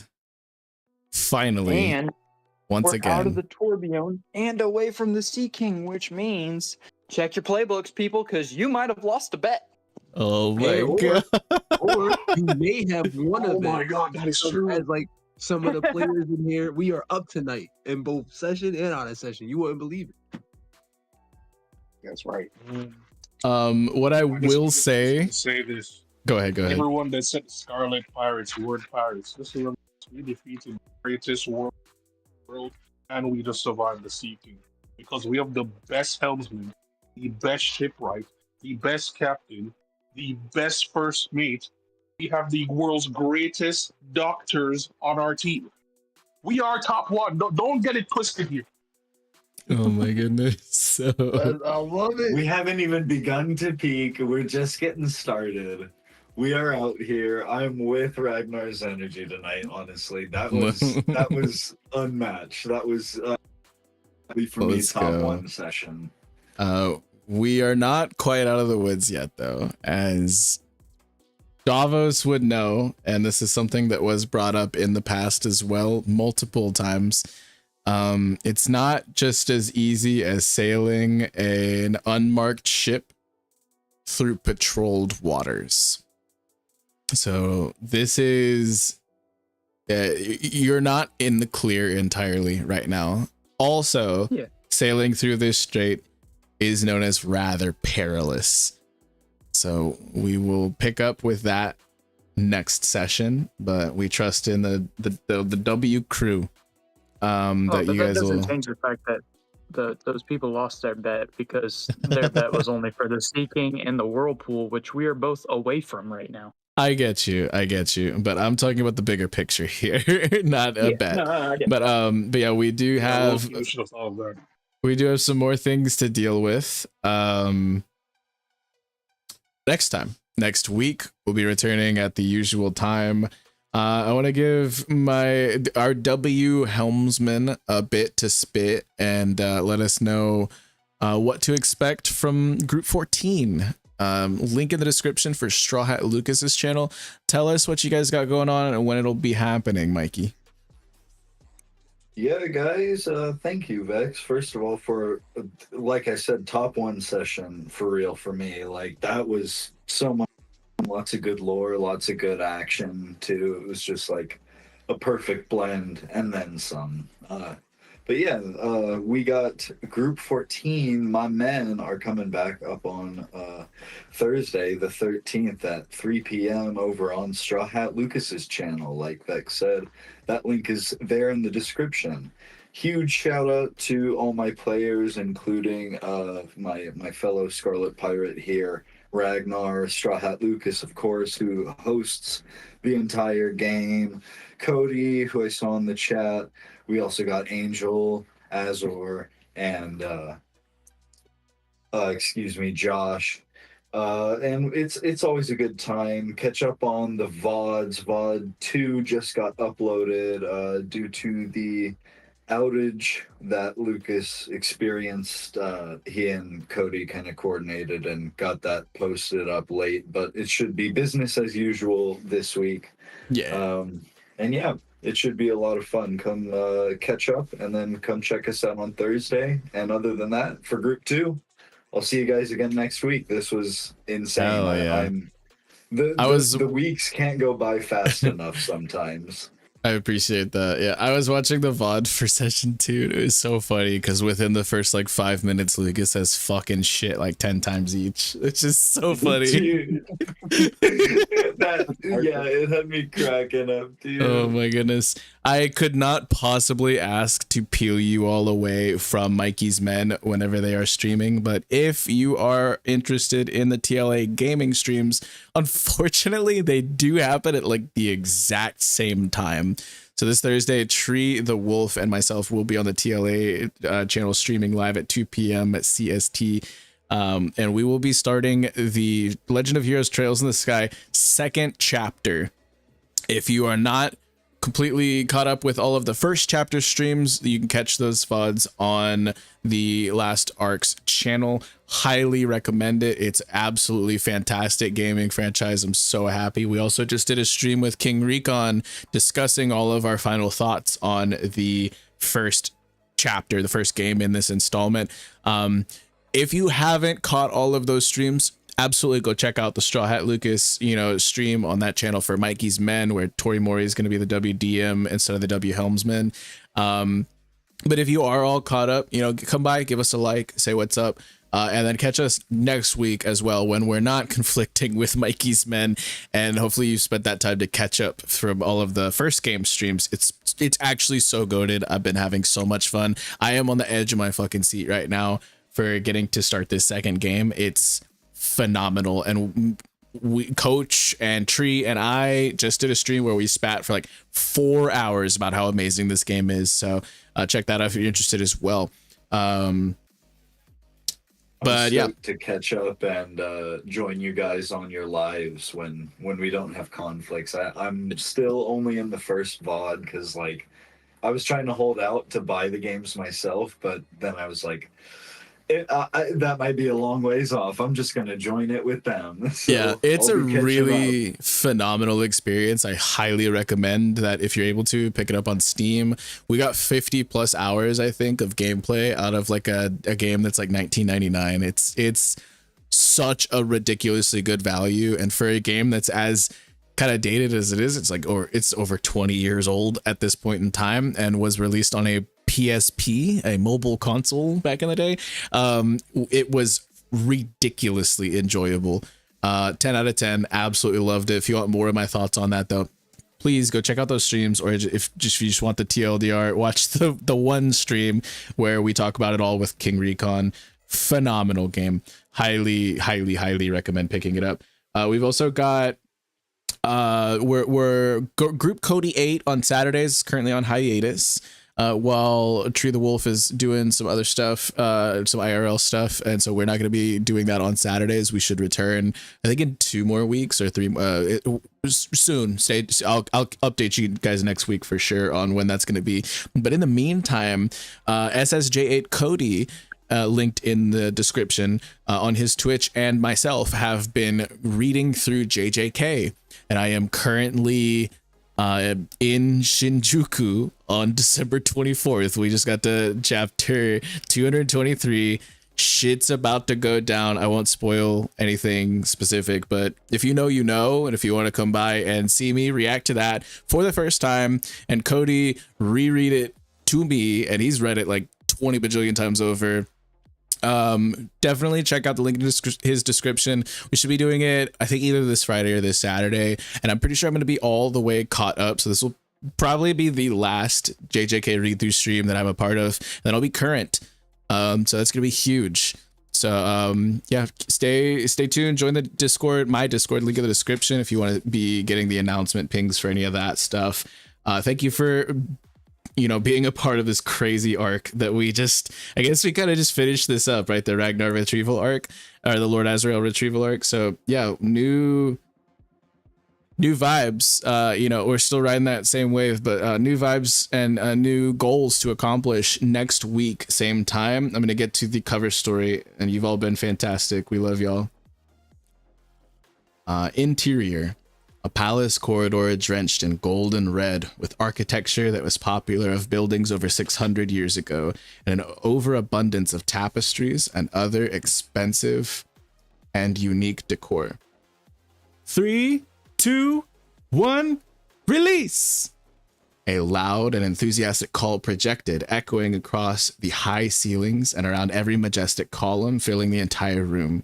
On command, a spotlight cut blindingly through the center of the room as translucent and glittering curtains began to unfurl from the center of the dome atop the corridor.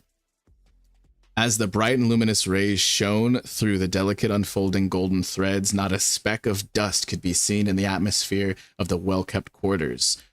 Halfway between the crest of the dome and the floor now, human forms could be seen untangling from within the curtains. As the two figures gained increasing momentum, they plummeted in unison. The two danced midair, creating identical shapes with their limbs that cast marvelous shadows on all below. As the curtains could unfold no more, one of the performers tamed their velocity and took flight across the air above the empty rows of seats and the banquet table. Striding aloft like an angel or a fairy with a firm grip on their curtain. The other, however, couldn't keep hold of their curtain and began to free fall towards the cobble below. There was a silence about her face and body. As she seemed lethargic and unsurprised, she gained speed without a care in the world, and every muscle in her body was relaxed. She turned to face the ceiling and stared into the light as she was caught by an elastic netting that could barely be seen. And as she bounced and the netting stabilized from catching her, she was berated by the shrill lecturing of a showrunner below. Get it together! We've got to nail this performance. We will continue to practice this all day, every day, up until we get it perfect if we have to. Yes, ma'am. It's not every day you get to perform for a celestial dragon. It's a once-in-a-lifetime opportunity. You need to take this seriously.